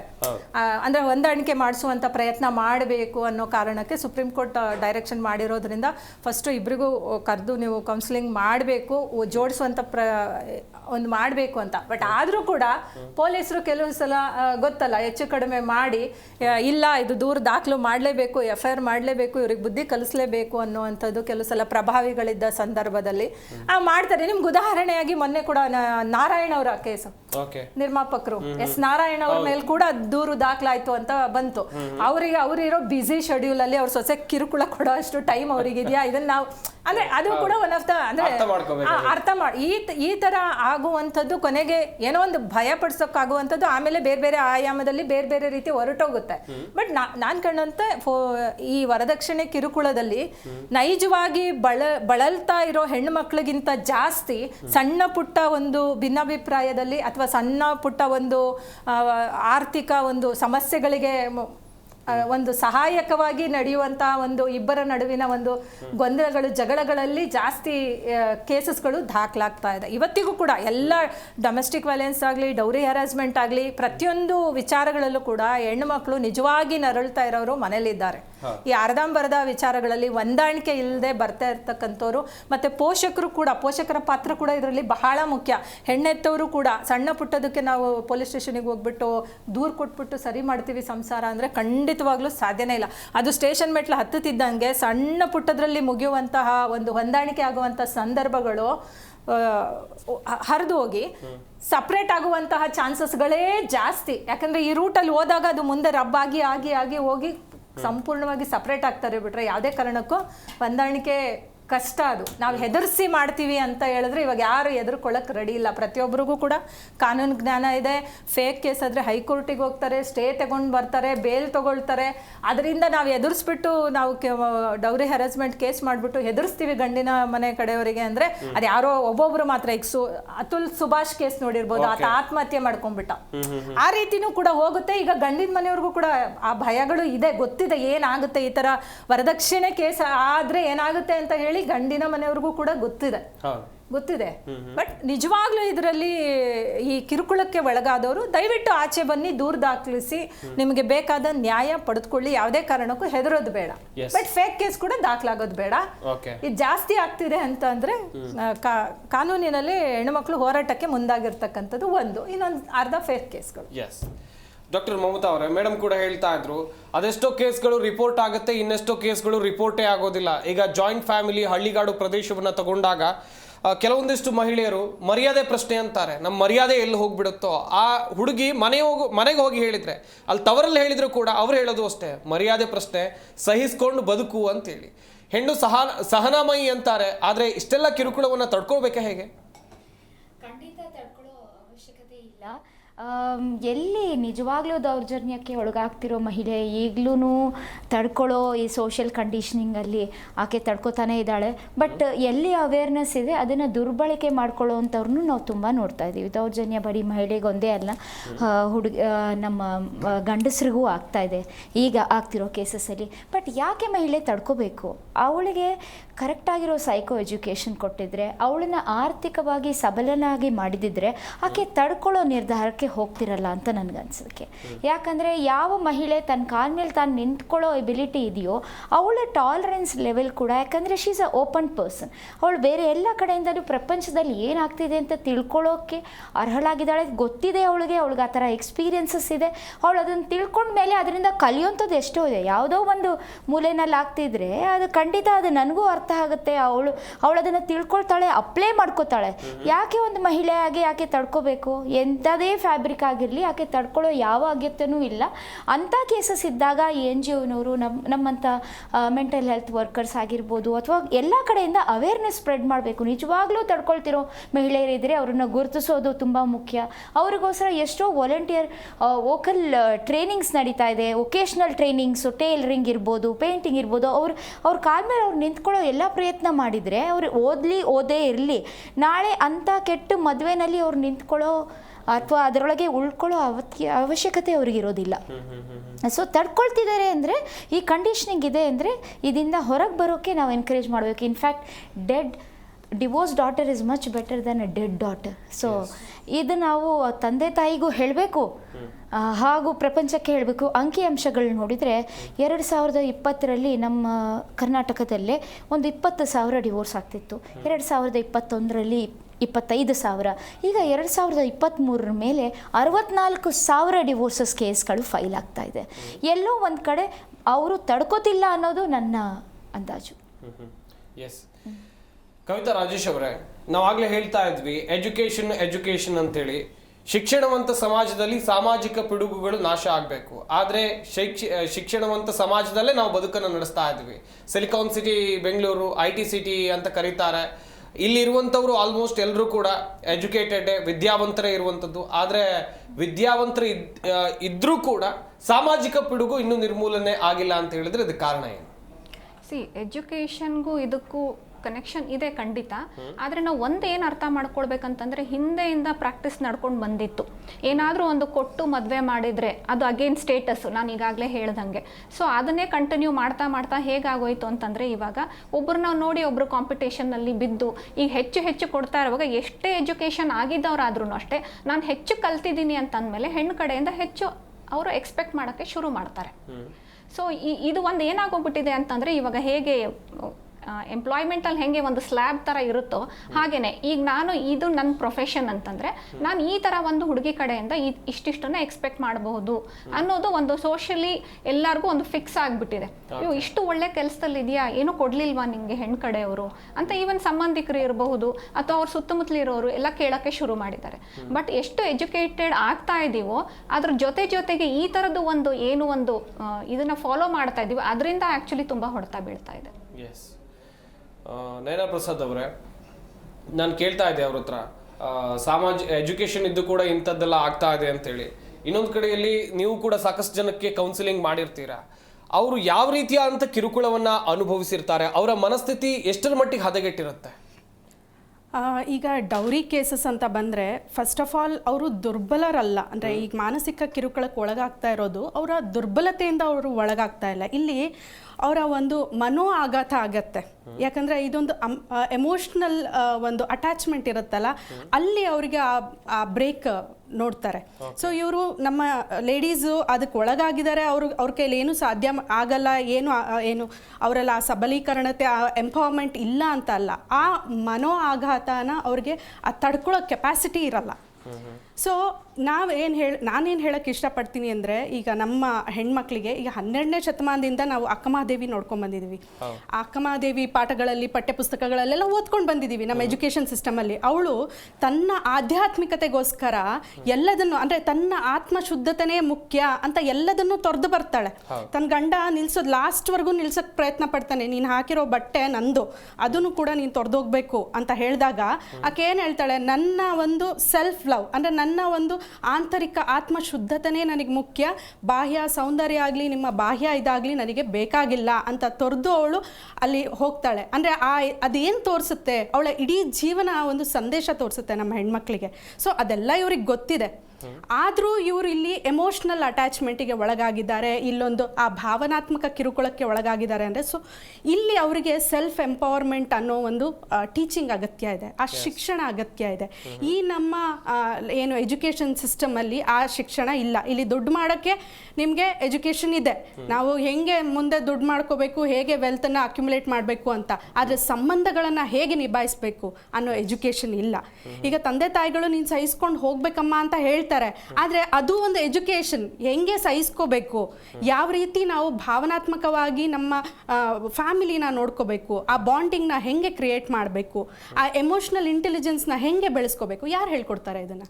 ಸೊ ಈ ಒಂದು ಶಿಕ್ಷಣ ಒಂದು ನಮ್ಮ ಇದರಲ್ಲಿ ಕಡಿಮೆ ಇದೆ ಅಂತ ಹೇಳ್ಬೋದು. ಸೊ ಇದರಿಂದ ಮುಂದಿನ ಪೀಳಿಗೆಗಳು, ನಮ್ಮ ಸಮಾಜ ಖಂಡಿತವಾಗ್ಲಿ ಅದು ಸರಿ ಹೋಗೋ ಚಾನ್ಸಸ್ ಇದೆ. ಎಸ್, ಗಮನಿಸ್ತಾ ಇರ್ಬೋದು ವೀಕ್ಷಕರೇ, ಒಂದ್ ಕಡೆಯಲ್ಲಿ ವರದಕ್ಷಿಣೆ ಕಿರುಕುಳಕ್ಕೆ ಯಾಕೆ ಇನ್ನು ಬ್ರೇಕ್ ಬಿದ್ದಿಲ್ಲ ಎನ್ನುವುದಾಗಿ ಪ್ರಶ್ನೆಗಳು ಹುಟ್ಟಿಕೊಳ್ಳುವಂಥದ್ದು ಸರ್ವೇ ಸಾಮಾನ್ಯ. ಯಾಕಂತ ಹೇಳಿದ್ರೆ ಸಿಲಿಕಾನ್ ಸಿಟಿ ಬೆಂಗಳೂರಿನಲ್ಲಿ ದಾಖಲಾಗಿರುವಂತಹ ಕೇಸ್ಗಳ ಪ್ರಮಾಣ, ವರದಕ್ಷಿಣೆ ಪ್ರಕರಣಗಳಲ್ಲಿ ಬೆಂಗಳೂರು ನಂಬರ್ 1 ಎನ್ನುವಂಥ ಕಳಂಕವನ್ನು ಹೊಂದಿದೆ ಎನ್ನುವಂಥ ವಿಚಾರದ ಕುರಿತು ನಾವು ನಿಮಗೆ ಮಾಹಿತಿಯನ್ನು ಕೊಡ್ತಾ ಇದ್ವಿ. ಯಾಕೆಲ್ಲ ಈ ವರದಕ್ಷಿಣೆ ಕಿರುಕುಳ ಪ್ರಕರಣಗಳು ಹೆಚ್ಚಾಗ್ತಾ ಇವೆ, ಇದರಲ್ಲಿ ಇರುವಂಥ ನೈಜತೆ ಎಷ್ಟು, ಹಾಗೆಯೇ ಸುಳ್ಳು ಕೇಸ್ಗಳು ಎಷ್ಟು, ಹೀಗೆ ಮಾಹಿತಿಯನ್ನು ಕೊಡ್ತಾ ಇದ್ವಿ. ಮೀರಾ ರಾಘವೇಂದ್ರ ಅವರನ್ನು ಮಾತನಾಡಿಸ್ತಾ ಹೋಗೋಣ. ಮೇಡಮ್, ನೀವು ಆಗಲೇ ನೈಜತೆ ಈ ಕೇಸ್ಗಳ ನೈಜತೆ ವಿಚಾರವಾಗಿ ಮಾಹಿತಿಯನ್ನು ಕೊಡ್ತಾ ಇದ್ರಿ. ಇನ್ನೊಂದು ಕಡೆಯಲ್ಲಿ ಈ ಒಂದು ಪ್ರಕರಣದ ಬಗ್ಗೆ ಸಾಕಷ್ಟು ಜನಕ್ಕೆ ಅರಿವಿರಬೇಕು. ಯಾಕಂತ ಹೇಳಿದ್ರೆ ಒಂದು ಕೇಸ್ ದಾಖಲಾದ ಮೇಲೆ ಇದರಲ್ಲಿ ಆರೋಪಿಗಳು ಯಾವ ರೀತಿಯಾದಂಥ ಶಿಕ್ಷೆಯನ್ನು ಅನುಭವಿಸ್ಬೋದು, ಹೇಗಾಗುತ್ತೆ ತನಿಖೆ ಎಲ್ಲ, ಅದ್ರ ಬಗ್ಗೆ ಹೇಳೋದಾದ್ರೆ ಮೇಡಮ್. ತನಿಖೆ ಈಗ ಮಹಿಳೆ ಆದವರು ದೂರು ಕೊಟ್ಟರೆ ತಗೊಳ್ಳೇಬೇಕು, ಕಂಪಲ್ಸರಿ ತಗೊಳ್ತಾರೆ. ಅದನ್ನು ರಿಜೆಕ್ಟ್ ಮಾಡೋಕ್ಕಂತೂ ಮೊದಲಿಂದನೂ ಆ ಕೆಲಸ ಮಾಡ್ತಾ ಇರಲಿಲ್ಲ. ಹೆಣ್ಣು ಮಕ್ಕಳ ಕಾನೂನನ್ನು ತಂದಿರೋದೇ ಹೆಣ್ಣು ಮಕ್ಕಳನ್ನು ಬಲಪಡಿಸ್ಲಿಕ್ಕೆ, ಸಬಲೀಕರಣ ಮಾಡಲಿಕ್ಕೆ. ಯಾಕಂದರೆ ಹೆಣ್ಣು ಗಂಡಿನ ಮನೆಯಲ್ಲೇ ಸೇಫ್ ಇಲ್ಲ ಅನ್ನುವಂತಹ ಒಂದು ಗ್ರಹಿಕೆಯ ಆಧಾರದ ಮೇಲೇ ಈ ಕೆಲವೊಂದು ಕಾನೂನುಗಳು ಬಂದಿದ್ದು. ವರದಕ್ಷಿಣೆ ಕಾನೂನಾಗಿರಲಿ, ಫೋಕ್ಸೋ ಕೇಸ್ ಆಗಿರಲಿ, ಹೆಣ್ಮಕ್ಳಿಗೆ ಸಂಬಂಧಪಟ್ಟಂತೆ ಹಲವಾರು ಕಾನೂನುಗಳು ಬಂದಿದ್ದು ಹೆಣ್ಮಕ್ಕಳು ಸೇಫ್ ಇಲ್ಲ ಅನ್ನೋ ಕಾರಣಕ್ಕೆ. ಮತ್ತು ಅವ್ರ ಮೇಲೆ ಅಪರಾಧಗಳನ್ನು ಮಾಡಿದಾಗ ಆ ಕಂಪ್ಲೇಂಟ್ ಕೊಟ್ಟಂಥ ಸಂದರ್ಭದಲ್ಲಿ ಅದು ಗಟ್ಟಿಯಾಗಿರಬೇಕು. ಇಲ್ಲಾಂದರೆ ಕಂಪ್ಲೇಂಟ್ ಕೊಡೋದು, ಅವ್ರಿಗೇನು ಆಗದೆ ಇರೋದು, ಶಿಕ್ಷೆಯನ್ನು ಗಟ್ಟಿಯಾಗಿ ನಾವು ಗಟ್ಟಿ ಇದ್ದಾಗ ಶಿಕ್ಷೆ ಪ್ರಮಾಣ, ಆಗ ಮಾತ್ರ ಅಪರಾಧ ಮಾಡೋರು ಹೆದರ್ತಾರೆ ಅನ್ನೋ ಕಾರಣಕ್ಕೆ 498A ಈಗಿರ್ತಕ್ಕಂಥ BNS ಕಾನೂನು ಬಂದಮೇಲೆ ಸೆಕ್ಷನ್ 85 ಆಗಿದ್ದು, ಆ ಕಾರಣದಿಂದನೇ ಹೆಣ್ಣು ಮಕ್ಕಳಿಗೆ ಅದು ಕೊಟ್ಟಿದ್ದು, ಒಂದು ಸೇಫರ್ ಸೈಡ್ ಕೊಟ್ಟಿದ್ದು. ಬಟ್ ಅದು ಏನಾಗ್ಬಿಡ್ತು ಅಂದರೆ ಅದು ಕ್ರಮೇಣ ದುರ್ಬಳಕೆಗೆ ಕಾರಣ ಆಯಿತು. ಒಂದು ಹೆದರಿಸಿ ಇಟ್ಕೊಳ್ಳಿಕ್ಕೆ ಗಂಡಿನ ಮನೆಯವರಿಗೆ ಒಂದು ಅಸ್ತ್ರ ಆಯಿತು. ನಾನು ಎಷ್ಟೋ ಪ್ರಕರಣಗಳಲ್ಲಿ ನೋಡಿದ್ದೀನಿ, ಕಂಪ್ಲೇಂಟ್ ಕೊಡೋದು ದೂರ, ಬಟ್ ಜಗಳ ಆದಾಗಲೂ ಕೂಡ ನಾನು ಕಂಪ್ಲೇಂಟ್ ಕೊಡ್ತೀನಿ, ಎಲ್ಲರನ್ನೂ ಒಳಗೆ ಹಾಕಿಸ್ತೀನಿ ಅನ್ನೋ ಒಂದು ಥ್ರೆಟ್ ಮಾಡುವಂಥ ವಿಚಾರಗಳು ಸಾಕಷ್ಟು ನಾನು ಕೇಳಿದ್ದೀನಿ. ಹಾಗೆ ಫೇಕ್ ಕಂಪ್ಲೇಂಟ್ಗಳು ಕೊಟ್ಟಿದ್ದೇ ಜಾಸ್ತಿ. ನಾನು ಹೇಳ್ತಾ ಇದ್ದೀನಲ್ಲ, ಫೇಕ್ ಕಂಪ್ಲೇಂಟ್. ಹಾಗಂತ ವರದಕ್ಷಿಣೆ ಕಿರುಕುಳ ನಡೀತಾ ಇಲ್ಲ ಅಂತ ಹೇಳ್ತಾ ಇಲ್ಲ, ನಡೀತಾ ಇದೆ, ಜಾಸ್ತಿ ಆಗ್ತಾ ಇದೆ, ನಡೀತಾನೂ ಇರುತ್ತೆ. ಅದಕ್ಕೆ ಕಡಿವಾಣ ಸಂಪೂರ್ಣವಾಗಿ ಹಾಕ್ತೀನಿ, ಈಗಲೇ ಆಗ್ಬಿಡುತ್ತೆ ಅನ್ನುವ ಒಂದು ಊಹೆ ಕೂಡ ನಾವು ಮಾಡ್ಲಿಕ್ಕೆ ಆಗೋದಿಲ್ಲ. ಅದು ಸಂಪೂರ್ಣ ಕಡಿವಾಣ ಈ ಸದ್ಯದ ಪರಿಸ್ಥಿತಿಯಲ್ಲಂತೂ ಸಾಧ್ಯ ಖಂಡಿತ ಇಲ್ಲ. ಬಟ್ ಏನಂತ ಅಂದರೆ, ಹೆಣ್ಣು ಮಕ್ಕಳು ಯಾರು ನಿಜವಾಗ್ಲೂ ಅನುಭವಿಸ್ತಿದ್ದಾರೆ, ಕಿರುಕುಳ ಅನುಭವಿಸ್ತಿದ್ದಾರೆ, ಅವ್ರು ಮುಂದೆ ಬರೋದಕ್ಕಿಂತ ಜಾಸ್ತಿ ಸಣ್ಣ ಪುಟ್ಟ ಜಗಳಗಳಿಗೆ ಮುಂದೆ ಬರ್ತಿರುವಂಥವರೇ ಜಾಸ್ತಿ. ಈಗಿನ ಕಾಲದಲ್ಲಿ ಗಂಡಿನ ಮನೆ ಕಡೆಯವ್ರಿಗೂ ಕೂಡ ನಾನು ಹೇಳ್ದಂತೆ ಕಾನೂನಿನ ಅರಿವು ಇದೆ, ಇಲ್ಲ ಅಂತ ಹೇಳಲ್ಲ. ಮೊದಲು ಇರಲಿಲ್ಲ, ಬಟ್ ಇವಾಗಂತೂ ಇದೆ. ಸಾಕಷ್ಟು ಪ್ರಕರಣಗಳು ಈಗಂತೂ ಸೋಷಿಯಲ್ ಮೀಡಿಯಾ ಬಂದಮೇಲಂತೂ ಖಂಡಿತ ಇದೆ ಅಂತ ಹೇಳ್ತೀನಿ. ನಾನು ಯಾವುದೇ ಒಂದು ಲೀಗಲ್ ಬೇಕು ಅಂದಾಗ ಎಷ್ಟೋ ಜನ ಯೂಟ್ಯೂಬ್ನಲ್ಲೇ ನೋಡ್ಕೊಂಡ್ಬಿಟ್ಟು ಏನೇನು ಆಗ್ಬೋದು, ಈ ಕೇಸ್ ಅಂದರೆ ಏನು ಲಾಯರೇ ಅವಶ್ಯಕತೆ ಇಲ್ಲ ತಿಳ್ಕೊಳ್ಳಿಕ್ಕೆ, ಎಷ್ಟು ಶಿಕ್ಷೆ ಎಷ್ಟು ಅವರೇ ತಿಳ್ಕೊಂಡ್ಬಿಡು ಅಂತ ಒಂದು ಆಪ್ಷನ್ಗಳು ಬೇಕಾದಷ್ಟಿದೆ. ವಕೀಲರ ಹತ್ರನೇ ಹೋಗಿ ತಿಳ್ಕೊಳ್ಬೇಕು, ಪೊಲೀಸ್ ಸ್ಟೇಷನ್ ಹೋಗಿ ತಿಳ್ಕೊಳ್ಬೇಕು ಅಂತ ಏನೂ ಅಗತ್ಯ ಇಲ್ಲ. ಗೊತ್ತಿದ್ದು ಕೂಡ ಕೆಲವೊಂದು ಸಂದರ್ಭಗಳಲ್ಲಿ ಏನಾಗುತ್ತೆ ಅಂತಂದರೆ ಆ ಕೋಪದ ಒಂದು ಸಂಬಂಧಗಳಲ್ಲಿ ಒಂದು ಜಗಳಗಳು ಒಬ್ರಿಗೊಬ್ರು ಆಗದೇ ಇದ್ದಂಥ ಸಂದರ್ಭದಲ್ಲಿ, ಘಟನೆಗಳು ಆ ರೀತಿ ನಡ್ಕೊಂಡು ಹೋದಂಥ ಸಂದರ್ಭದಲ್ಲಿ ವರದಕ್ಷಿಣೆ ಅನ್ನುವಂಥದ್ದು ಬಂದ್ಬಿಡುತ್ತೆ. ಕೆಲವೊಂದು ಸಲ ಫೈನಾನ್ಷಿಯಲ್ ಪ್ರಾಬ್ಲಮ್ ಇರುತ್ತೆ, ಆವಾಗ ಏನಾಗುತ್ತೆ, ಹೆಣ್ಣು ಕೂಡ ಅಡ್ಜಸ್ಟ್ ಮಾಡ್ಕೊಳಕ್ಕಾಗಲ್ಲ, ಹೋಗು ತೊಗೊಂಡು ಬಾ, ಇಷ್ಟು ನಿಂಗೆ ಆ ರೀತಿಯ ಜೀವನ ಬೇಕು ಅಂದರೆ ನೀನು ನಿಮ್ಮ ಅಪ್ಪನ ಮನೆಯಿಂದ ತೆಗೆದುಕೊಂಡು ಬಾ ಅಂತ ಹೇಳೋದು ಇದೆ. ಮತ್ತು ಕ್ರುಯಾಲ್ಟಿ ಕೂಡ ಬರೀ ವರದಕ್ಷಿಣೆ ಅಂದರೆ ಬರೀ ದುಡ್ಡು ಕೇಳಿದ ಕೂಡಲೇ ವರದಕ್ಷಿಣೆ ಅಂಡರ್ ದೂರ ದಾಖಲಾಗಬೇಕು ಅಂತ ಏನೂ ಇಲ್ಲ. ಕ್ರುಯಾಲ್ಟಿ ಕೂಡ ಬರುತ್ತೆ ಅದರ ಅಂಡರಲ್ಲಿ. ಸೊ ಆ ರೀತಿಯ ಒಂದು ಸಂದರ್ಭಗಳು ಸೃಷ್ಟಿಯಾದಂಥ ಸಂದರ್ಭದಲ್ಲಿ ವರದಕ್ಷಿಣೆ ಕೇಸ್ಗೆ ಮುಂದಾಗ್ತಾರೆ. ಜನಕ್ಕೆ ಅವೇರ್ನೆಸ್ ಇಲ್ಲ ಅಂತ ಹೇಳಲಿಕ್ಕಾಗಲ್ಲ, ಹಳ್ಳಿ ಜನಗಳಿಗೆ ಇಲ್ಲದೆ ಇರಬಹುದು. ಬಟ್ ಇವಾಗಂತೂ ಈ ಸಂದರ್ಭಗಳಲ್ಲಿ ಇದೆ, ಇಲ್ಲ ಅಂತ ಹೇಳಕ್ಕಾಗಲ್ಲ. ಲೀಗಲ್ ಅವೇರ್ನೆಸ್ ಇದ್ಬಿಟ್ಟೆ ಕೂಡ ಜಾಸ್ತಿ ಆಗ್ತಾ ಇರುವಂಥದ್ದು. ಆದರೂ ಕೂಡ ನೀವು ಗಮನಿಸಿ, ಎಲ್ಲ ಕೇಸ್ಗಳಲ್ಲೂ ಬರೀ ವರದಕ್ಷಿಣೆ ಅಂತ ಹೇಳಲ್ಲ, ಕಾನೂನು ಜ್ಞಾನ ಇದ್ರೂ ಕೂಡ ಎಲ್ಲ ಪ್ರಕರಣಗಳು ದಿನ ಹೆಚ್ಚಾಗ್ತಾ ಇದೆ. ಬರೀ ವರದಕ್ಷಿಣೆ ಒಂದೇ ಅಲ್ಲ, ಕೊಲೆ ಕೇಸಸ್ಗಳು ಜಾಸ್ತಿ ಆಗ್ತಾ ಇದೆ, ಕಿಡ್ನಾಪಿಂಗ್ ಜಾಸ್ತಿ ಆಗ್ತಾ ಇದೆ, ರೇಪು, ಫೋಕ್ಸೋ ಕೇಸು ಎಷ್ಟು ಬಲಪಡಿಸಿದ್ರು ಆದ್ರೂ ಕೂಡ ಹೆಣ್ಣು ಮಕ್ಕಳ ಮೇಲೆ ಆಗ್ತಾ ಇಲ್ವಾ? ಅಂಡರ್ 18 ಆಗ್ತಾ ಇದೆ ಅಲ್ವಾ? ಬಾಲ್ಯ ವಿವಾಹ ಒಂದ್ ಸ್ವಲ್ಪ ಇದಾಗಿರ್ಬೋದು, ಯಾಕಂದ್ರೆ ಈಗ ಎಜುಕೇಶನ್ಗೆ ತುಂಬಾ ಜನ ಒತ್ತು ಕೊಡ್ತಾ ಇದ್ದಾರೆ, ಹಾಗಾಗಿ ಬಾಲ್ಯ ವಿವಾಹ ಒಂದು ಕಡಿಮೆ ಆಗಿದೆ. ಬಿಟ್ರೆ ಎಲ್ಲ ಅಪರಾಧಿಕ ಕೃತ್ಯಗಳು ದಿನ ಜಾಸ್ತಿನೇ ಆಗ್ತಾ ಇದೆ. ನೀವು ಕ್ಯಾಪಿಟಲ್ ಪನಿಷ್ಮೆಂಟ್ ತಗೊಂಡ್ ಬಂದ್ರೂ ಕೂಡ ಆಗ್ತಾ ಇದೆ. ರೇಪಿಗೆ ತರ್ಲಿಲ್ವಾ? ನಿರ್ಭಯ ಕೇಸ್ ಆಯ್ತು, ನಿರ್ಭಯ ಕೇಸ್ ಆದ್ರೂ ಕೂಡ ಇವತ್ತಿಗೂ ಕೂಡ ನಿಂತಿದ್ಯಾ ರೇಪ್ ಆಗೋದು ನಮ್ಮ ದೇಶದಲ್ಲಿ? ಹಾಗಾಗಿ ವರದಕ್ಷಿಣೆ ಅದು ಕೂಡ ನಿಂತು ಬಿಡುತ್ತೆ ಇವತ್ತೆ ಅಂತ ಹೇಳಕ್ ಬರಲ್ಲ. ಬಟ್ ಒಂದೇನಂದ್ರೆ ಜನ ತಿಳ್ಕೋಬೇಕು, ಪನಿಷ್ಮೆಂಟ್ ಎಷ್ಟಾಗ್ತದೆ. ಬೆಂಗಳೂರು ನಂಬರ್ 1 ಅಂದ್ರೆ ನೀವು ಬೆಂಗಳೂರು ನಗರದ ವರದಕ್ಷಿಣೆ ಕಿರುಕುಳದ ಕೇಸ್ಗಳು ಪನಿಷ್ಮೆಂಟ್ 2% ಇದೆ. ಅದ್ರಲ್ಲಿ ಲೋಯೆಸ್ಟ್ ನಾವಿದೀವಿ 2% ಅಲ್ಲಿ ಇದೀವಿ ನಾವು ಮಹಾನಗರಗಳಲ್ಲಿ. ಅದನ್ನ ನೋಡ್ಬೇಕು. ಅಂದ್ರೆ ಫೇಕ್ ಕೇಸಸ್ ಜಾಸ್ತಿ ಇದೆ ಅಂತ ಅರ್ಥ. ಅದಕ್ಕೆ ಪನಿಷ್ಮೆಂಟ್ಗೆ ಒಳಪಡಿಸೋದು ಕೂಡ ಬಹಳ ಕಷ್ಟ. ಇದನ್ನ ಅಂದ್ರೆ ಸಾಬೀತು ಮಾಡೋದು ಕೋರ್ಟ್ನಲ್ಲಿ ಬಹಳ ಕಷ್ಟ. ಈ ಕಂಪ್ಲೇಂಟ್ ಕೊಟ್ಕೊಳ್ಳೆ ತಗೊಳ್ತಾರೆ, ಸಾಕ್ಷಿಯಾಗಿ ಮನೆಯವ್ರನ್ನೇ ಹಾಕೊಳ್ತಾರೆ, ಸ್ನೇಹಿತರನ್ನ ಹಾಕೊಂತಾರೆ, ಕುಟುಂಬಸ್ಥರನ್ನ ಹಾಕೊಳ್ತಾರೆ, ಮದ್ವೆ ಆಗಿರೋದಕ್ಕೆ ಫೋಟೋ ಇನ್ವಿಟೇಷನ್ ಇರುತ್ತೆ, ಖರ್ಚಿನ ಲೆಕ್ಕ ಕೊಡ್ತಾರೆ, ದೂರ ದಾಖಲಾಗ್ಲೇಬೇಕು, ಹತ್ತು ಕರೆದು ಇದು ಮಾಡಿದ ಕೂಡಲೇ ಅದನ್ನ ಮಾಡ್ತಾರೆ. ವರದಕ್ಷಿಣೆ ಕಿರುಕುಳದ ಕೇಸನ್ನು ದಾಖಲು ಮಾಡ್ತಾರೆ. ಆದರೆ ಅದನ್ನು ಸಾಬೀತು ಮಾಡೋದು ತುಂಬ ಕಷ್ಟ. ಆಮೇಲೆ ಇದು ಹಾಕಿದ ಮೇಲೆ ಚಾರ್ಜ್ ಶೀಟು ಸಾಮಾನ್ಯವಾಗಿ 99% ಬಿ ರಿಪೋರ್ಟ್ ಹಾಕಲ್ಲ. ಹೈಕೋರ್ಟಿಗೆ ಹೋದ್ರೂ ಕೂಡ ಇವರು ಅದನ್ನು ಕ್ವಾಶ್ ಮಾಡಿಸ್ಕೊಂಡ್ಬರೋದು ವರದಕ್ಷಿಣೆ ಕಿರುಕುಳದ ಕೇಸು ಅಷ್ಟು ಸಾಮಾನ್ಯ ಇಲ್ಲ. ಹೆಣ್ಮಕ್ಳು ರಿಲೇಟೆಡ್ ಅಲ್ವಾ ಇದು? ಹಾಗಾಗಿ ಚಾರ್ಜ್ ಶೀಟ್ ಕಂಪಲ್ಸರಿ ಆಗುತ್ತೆ. ಕೇಸ್ ನಡೆದು ಬಿಟ್ಟು ಅದು ಅಕ್ವಿಟಲ್ ಆಗಬೇಕು ಕೊನೆಗೆ. ಡಾಕ್ಟರ್ ಮಮತಾ ಅವರೇ, ಈಗ ವರದಕ್ಷಿಣೆ ಕೊಡೋದು ತಪ್ಪು ತಗೊಳ್ಳೋದು ತಪ್ಪು ಅಂತ ನಾನು ಹೇಳ್ತಾ ಇದ್ದೆ.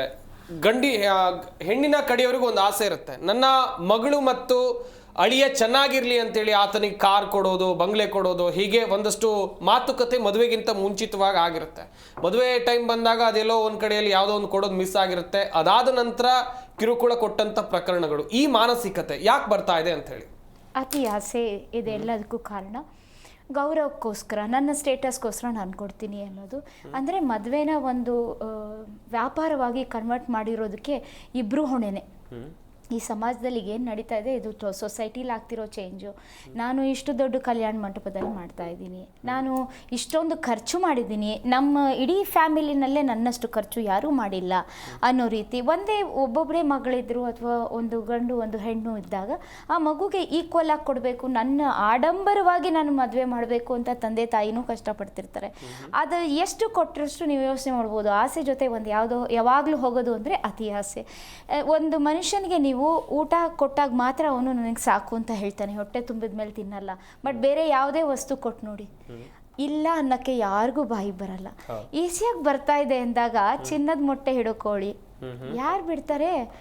ಸೊ ಅದನ್ನು ಮಿಸ್ಯೂಸ್ ಮಾಡ್ಕೊಳ್ಳೋ ಜನ ಜಾಸ್ತಿ ಆಗ್ತಾ ಇದೆ. ಸೊ ಅದು ಆ ಥರ ಮಿಸ್ಯೂಸ್ ಆಗ್ತಿರ್ಬೇಕಾದ್ರೆ ಇನ್ನೂ ಕೊಟ್ಟಿಲ್ವಲ್ಲ, ನನ್ನಷ್ಟೇ ಚೆನ್ನಾಗಿ ಓದಿರೋ ಹುಡುಗನಿಗೆ ಅವ್ರ ಕಡೆಯವರು ಇಷ್ಟು ಕೊಟ್ಟಿದ್ದಾರೆ, ಸೊ ನೀವಿನ್ನೂ ಕೊಟ್ಟಿಲ್ವಲ್ಲ ಅನ್ನೋದು ಒಂದು ಕಾರಣ ಆಗ್ಬೋದು. ಯಾವಾಗ ಮದುವೆ ಅಂದರೆ ಎಕ್ಸ್ಪೆಕ್ಟೇಷನ್ಸ್, ಇಬ್ಬರೂ ಕಡೆಯಿಂದಲೂ ಏನೋ ಒಂದು ಎಕ್ಸ್ಪೆಕ್ಟೇಷನ್ ಇರುತ್ತೆ. ದಟ್ ನನ್ನ ಮದುವೆ ಆದಮೇಲೆ ನನ್ನ ಜೀವನ ಹಿಂಗಿರಬೇಕು, ನನ್ನ ಮದುವೆ ಆದಮೇಲೆ ಎಷ್ಟಿರಬೇಕು ಅಂತ ಹುಡುಗನಿಗೂ ಇರುತ್ತೆ, ಹುಡುಗಿಗೂ ಇರುತ್ತೆ. ಅದು ಮ್ಯಾಚ್ ಆಗದಿರಬೇಕಾದ್ರೆ ಈ ಥರ ಪರಿಸ್ಥಿತಿಗಳು ತುಂಬ ಬರುತ್ತೆ.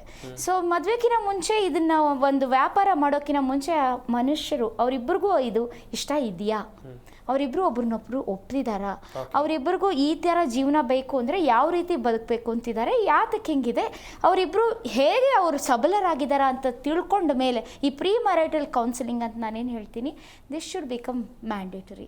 ಯಾವಾಗ ಎಕ್ಸ್ಪೆಕ್ಟೇಷನ್ ಮೀಟ್ ಆಗಿಲ್ದಿರಬೇಕಾದ್ರೆ ಫೇಕ್ ಕೇಸಸ್ ಆಗ್ಬೋದು ಎರಡೂ ಕಡೆಯಿಂದಲೂ. So expectations, setting a right expectation is very very important. ಒಬ್ಬನೊಬ್ಬರು ಅರ್ಥ ಮಾಡ್ಕೊಂಡ್ರೆ ಈ ಫೇಕ್ ಕೇಸು ಆಗಲ್ಲ ಅಥವಾ ದೌರ್ಜನ್ಯನೂ ಆಗಲ್ಲ. ಆವಾಗಲೇ ಹುಡುಗ ನನಗೆ ಎಕ್ಸ್ಪೆಕ್ಟೇಷನ್ ಈ ಥರ ಇದೆ ಅಂತಂದರೆ ಹುಡುಗಿ ಎಸ್ ಆದರೂ ಹೇಳ್ಬೋದು, ನೋ ಆದರೂ ಹೇಳ್ಬೋದು.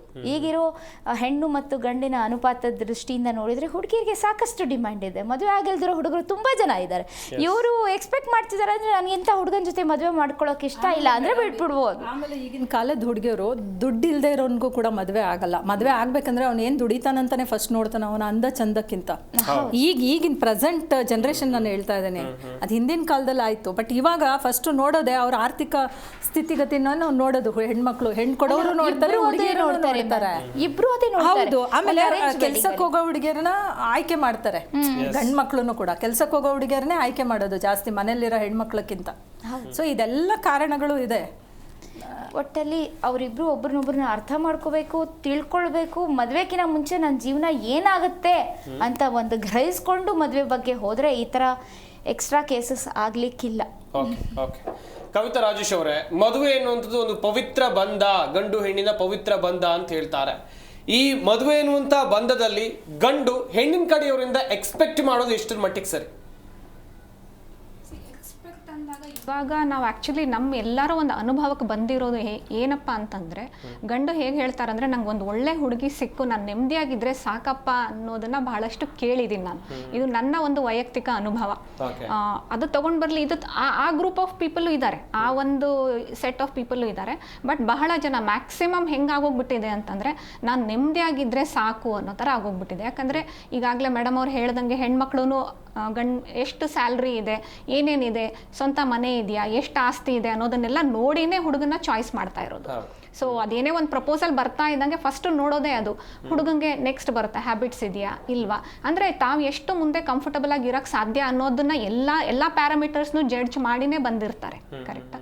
ಸೊ ಇದು ಏನಾಗೋಗ್ಬಿಡುತ್ತೆ ಅಂತಂದರೆ, ಗಂಡು ಮಕ್ಕಳು ಎಕ್ಸ್ಪೆಕ್ಟ್ ಮಾಡೋದು ತಪ್ಪು ಅಂತ ನಾವು ಈಗ ಏನಾಗೋಗುತ್ತೆ ಅಂದರೆ, ಇದನ್ನು ನೋಡ್ತಾ ಇರೋ ಗಂಡು ಮಕ್ಕಳು ಈ ಪ್ಯಾನಲ್ ಡಿಸ್ಕಷನ್ನು ಇಲ್ಲೆಲ್ಲ ಹೆಣ್ಮಕ್ಳೇ ಇದ್ದಾರೆ, ಸೊ ಎಲ್ಲರೂ ಹೆಣ್ಮಕ್ಳ ಪರವಾಗಿ ಮಾತಾಡ್ತಾರೆ ಅಂತ ಬಹಳಷ್ಟು ಜನ ಅನ್ಕೊಳ್ತಿರ್ತಾರೆ. ಆ್ಯಕ್ಚುಲಿ ಗಂಡು ಮಕ್ಕಳು ಇವಾಗ ಹೇಗಾಗೋಗ್ಬಿಟ್ಟಿದೆ ಅಂದರೆ, ಮದುವೆ ಮಂಟಪ ಈಗಾಗಲೇ ನಾವೆಲ್ಲ ನೋಡಿದ್ದೀವಿ, ಮದುವೆ ಮಂಟಪಕ್ಕೆ ಬಂದು ನನಗೆ ಈ ಮದುವೆ ಇಷ್ಟ ಇಲ್ಲ ಅಂತ ಹೇಳಿ ಹೋಗ್ತಾ ಇರೋ ಹೆಣ್ಮಕ್ಳುಗಳೂ ಇದ್ದಾರೆ. ಸೊ ಸಾಕಷ್ಟು ವೈರಲ್ ಆಗಿದೆ ಆ ಥರ ವಿಡಿಯೋಗಳೆಲ್ಲ. ಸೊ ಗಂಡು ಮಕ್ಳ ಮನಸ್ಥಿತಿ ಹೆಂಗೆ ಬಂದ್ಬಿಟ್ಟಿದೆ ಅಂದರೆ, ಏನೂ ಬೇಡಪ್ಪ, ಒಳ್ಳೆ ಹುಡುಗಿ ಸಿಕ್ಕಿ ನೆಮ್ಮದಿಯಾಗಿ ಜೀವನ ಮಾಡಿದ್ರೆ ಸಾಕು ಅನ್ನೋ ಒಂದು ಮನಸ್ಥಿತಿ. ಹೆಣ್ಣಿಗೂ ಕೂಡ ಅದೇ ಮೆಂಟಾಲಿಟಿ ಇರಲ್ವ ಮೇಡಮ್, ನನಗೂ ಕೂಡ ಒಳ್ಳೆ ಹುಡುಗ ಸಿಗಬೇಕು ಅಂತ ಇರುತ್ತೆ. ಇದೇನಾಗೋಗಿದೆ ಅಂತಂದರೆ, ತುಂಬ ಒಂದು ಕಾಲ್ಪನಿಕ ಇಮ್ಯಾಜಿನೇಷನ್ ಜಾಸ್ತಿ ಆಗೋಗ್ಬಿಟ್ಟಿದೆ ಇವಾಗಿನ ಹೆಣ್ಮಕ್ಳಿಗೆ. ಯಾಕಂದರೆ ಹುಟ್ತಾ ಇದ್ದಂಗೆ ಹೆಣ್ಮಕ್ಳುಗಳಿಗೆ ಅಪ್ಪ ಅಮ್ಮ ಎಲ್ಲ ಕೇಳೋಕೆ ಮುಂಚೆನೆ ಕೊಟ್ಬಿಡೋದು, ಆಮೇಲೆ ಅವ್ರು ಏನೇ ಡಿಮ್ಯಾಂಡ್ ಮಾಡಿದ್ರು ಅದಕ್ಕಿಂತ ಹೆಚ್ಚು ಪೂರೈಸಕ್ಕೆ ಶುರು ಮಾಡ್ಕೊಂಡ್ಬಿಟ್ಟಿದ್ದಾರೆ. ಸೊ ಮಕ್ಳಿಗೆ ಏನಾಗೋಗ್ಬಿಟ್ಟಿದೆ, ಈಗ ನೀವು ನೋಡಿ ಮ್ಯಾಕ್ಸಿಮಮ್ ಮನೆಗಳಲ್ಲಿ ಎಲ್ಲರ ಮನೆಯಲ್ಲೂ ಕೆಲಸದವ್ರು ಇರ್ತಾರೆ, ಹೆಣ್ಮಕ್ಳಿಗೆ ಫಸ್ಟಿಂದ ಕೆಲಸ ಮಾಡೋದನ್ನು ಕಲಿಸೋದೇ ಇಲ್ಲ. ನಾನೇನು ಹೇಳ್ತಾ ಇರೋದು ಅಂದರೆ, ಹೆಣ್ಮಕ್ಳೇ ಕೆಲಸ ಮಾಡಬೇಕು ಅಂತಲ್ಲ, ಹೌದು ನಾವೆಲ್ಲ ಈಕ್ವಾಲಿಟಿ ಬಗ್ಗೆ ಮಾತಾಡ್ತೀವಿ, ಗಂಡು ಮಕ್ಕಳು ಹೆಣ್ಮಕ್ಳು ಇಬ್ರು ವರ್ಕಿಂಗ್ ಇದ್ರೆ ಹೌದು ಖಂಡಿತ ಇಬ್ರು ಮನೆ ಕೆಲಸನೂ ಎಲ್ಲ ಶೇರ್ ಮಾಡ್ಕೊಂಡು ಮಾಡಬೇಕು. ಅದೇ ರೀತಿ ಒಂದು ಫೈನಾನ್ಸ್ ಅಂತ ಬಂದಾಗ್ಲೂ ಇಬ್ರು ಶೇರ್ ಮಾಡ್ಕೊಂಡು ಮಾಡಬೇಕು. ಸೊ ಇದು ಅವರಿಬ್ಬರ ಮಧ್ಯೆ ಇರೋ ಒಂದು ಅಂಡರ್ಸ್ಟ್ಯಾಂಡಿಂಗು. ಸೊ ಅದು ಹೇಗೆ ಹೋಗಬೇಕು, ಇಬ್ರು ಅರ್ಥ ಮಾಡಿಕೊಂಡು ಓಕೆ ಫೈನ್, ಈಗ ಒಂದು ನಾನು ಹೇಳ್ತೀನಿ, ಇಬ್ಬರು ವರ್ಕಿಂಗ್ ಇದ್ರು ಎಷ್ಟೊಂದು ಸ್ಟೇಜಸ್ ಬರುತ್ತೆ ಹೆಣ್ಮಕ್ಳು. ಈಗ ಮೇ ಬಿ ಮಗುಗೆ ಜನ್ಮ ಕೊಡೋ ಟೈಮಲ್ಲಿ ಅಥವಾ ಮಕ್ಕಳನ್ನ ಕೇರ್ ತಗೊಳ್ಳೋ ಟೈಮಲ್ಲಿ ಯಾವಾಗಲೂ ಹೆಣ್ಮಕ್ಳು ಹಿಂದೆ ಉಳ್ಕೊಳ್ತಾರೆ. ಯಾಕಂದ್ರೆ ತಾಯಿ ಆದವಳು ತನ್ನ ರೋಲ್ನ she only can take it better. So ಗಂಡು ಮಕ್ಳಿಗಿಂತ ಅವಳು ಚೆನ್ನಾಗಿ ನಿಭಾಯಿಸ್ಬೋದು, ಅವಳಲ್ಲಿ ಆ ಶಕ್ತಿ ಇದೆ ಅಂತಾನೆ ದೇವರು ಅದನ್ನ ಆ ಒಂದು ವರನ ದೇವರು ಕೊಟ್ಟಿರೋದು ಹೆಣ್ಮಕ್ಳಿಗೆ. ಸೊ ಇವಾಗ ನಾನು ಮನೇಲಿ ಇದ್ದೀನಿ ಅಂದಿದ ತಕ್ಷಣ ನಾನು ಕೀಳು ಅಂತ ತಿಳ್ಕೋಬೇಕು. ಫೈನಾನ್ಷಿಯಲ್ ಇಂಡಿಪೆಂಡೆನ್ಸ್ ಅನ್ನೋದು ಏನಾಗ್ಬಿಟ್ಟಿದೆ ಹೆಣ್ಮಕ್ಳಿಗೆ, ನಾನು ಕೆಲ್ಸಕ್ಕೆ ಹೋಗ್ತಾ ಇದ್ದೀನಿ, ನಾನು ಯಾಕೆಲ್ಲ ಟಾಲರೇಟ್ ಮಾಡ್ಕೊಳ್ಳಿ, ಮಗುನ ಡೇ ಕೇರಲ್ಲೋ ಕ್ರಶಲ್ಲೋ ಬಿಟ್ಬಿಡೋಣ ಹೋಗ್ಬಿಡ್ತೀನಿ. ಸೊ ಏನಾಗೋಗಿದೆ, ಮಕ್ಕಳಿಗೆ ಕಲ್ಚರ್ ಅನ್ನೋದು ಏನಿದೆ ಬರೀ ಎಕ್ಸ್ಪೆಕ್ಟೇಷನ್. ಅಂದ್ರೆ ಈಗ ರೀಲ್ಸ್ ಅಂತಾರಲ್ಲ, ಜೀವನನೇ ಒಂದು ರೀಲ್ಸ್ ಅಂತ ತಿಳ್ಕೊಂಡ್ಬಿಟ್ಟಿದ್ದಾರೆ. ಸೊ ಚುಟ್ಕಿ ಹೊಡಿತಾ ಇದ್ದಂಗೆ ಲೊಕೇಶನ್ ಚೇಂಜ್ ಆಗಬೇಕು, ಡ್ರೆಸ್ ಚೇಂಜ್ ಆಗಬೇಕು. ಸೊ ಅದೇ ತರಾನೇ ಜೀವನ ಅಂತ ತಿಳ್ಕೊಂಡಿದ್ದಾರೆ. ಸೊ ಹೆಣ್ಮಕ್ಳುಗಳಾಗ್ಲಿ ಗಂಡು ಮಕ್ಳುಗಳಿಗೂ ಅಷ್ಟೇ. ಆಬ್ವಿಯಸ್ಲಿ ನಾನು ಆಗ್ಲೇ ಹೇಳ್ದಂಗೆ ಬರೀ ಹೆಣ್ಮಕ್ಳುಗಳಿಗೆ ಮಾತ್ರ ನಾವು ತಿಳಿಸಿ ಬೆಳೆಸಬೇಕು ಅಂತಲ್ಲ, ಗಂಡು ಮಕ್ಳುಗಳಿಗೂ ಅದನ್ನೆಲ್ಲ ಮನೆಯಲ್ಲಿ ಒಂದೇ ರೀತಿ, ಹೆಣ್ಣಾಗ್ಲಿ ಗಂಡಾಗ್ಲಿ ಇಬ್ರಿಗೂ ಅಷ್ಟೇ ಕಲಿಸ್ಕೊಡ್ಬೇಕು. ಸೊ ಇಂಥದ್ದು ಹೆಣ್ಮಗುನೇ ಮಾಡಬೇಕು ಅಥವಾ ಗಂಡು ಮಗುನೇ ಮಾಡ್ಬೇಕನ್ನೋ ಭೇದ ಭಾವ ಇಲ್ಲದೆ ಎಲ್ಲರೂ ಪ್ರತಿಯೊಬ್ಬರೂ ಈಗ ಹೆಂಗೆ ಒಂದು ಪರ್ಸ್ನಲ್ ಹೈಜೀನ್ ಅನ್ನೋದು ಎಲ್ಲರಿಗೂ ಬೇಕೇ ಬೇಕು, ಅದೇ ರೀತಿ ನಮ್ಮ ಮನೆ ಕ್ಲೀನಾಗಿ ಇಟ್ಕೊಂಡಿರೋದು ಅಥವಾ ಸುತ್ತಮುತ್ತ ಕ್ಲೀನಾಗಿ ಇಟ್ಕೊಳ್ಬೇಕು. ಅಥವಾ ಒಬ್ರಿಗೆ ಈಗ ಗಂಡು ಮಕ್ಕಳು ಮಾತ್ರ ಒಳಗಡೆ ಬರ್ತಾ ಇದ್ದಂಗೆ ಹೆಣ್ಮಕ್ಳು ನೀರು ತಂದು ಕೊಡಬೇಕಲ್ಲ. ಇವಾಗ ಈವನ್ ಹೆಂಡತಿ ಆದವಳು ಹೊರಗಡೆಯಿಂದ ಬಂದರೆ ಗಂಡ ಆದವನು ಒಂದು ಗ್ಲಾಸ್ ನೀರು ಕೊಟ್ಟರೆ ತಪ್ಪೇನಿಲ್ಲ ಅದ್ರಲ್ಲಿ. ಸೊ ಈ ಥರ ಒಂದು ಈಕ್ವಾಲಿಟಿ ಮನಸ್ಥಿತಿ ಏನಿದೆ ಗೊತ್ತಾ, ಅದು ಫಸ್ಟ್ ಗಂಡು ಹೆಣ್ಣು ಇಬ್ರಿಗೂ ಬೇಕು.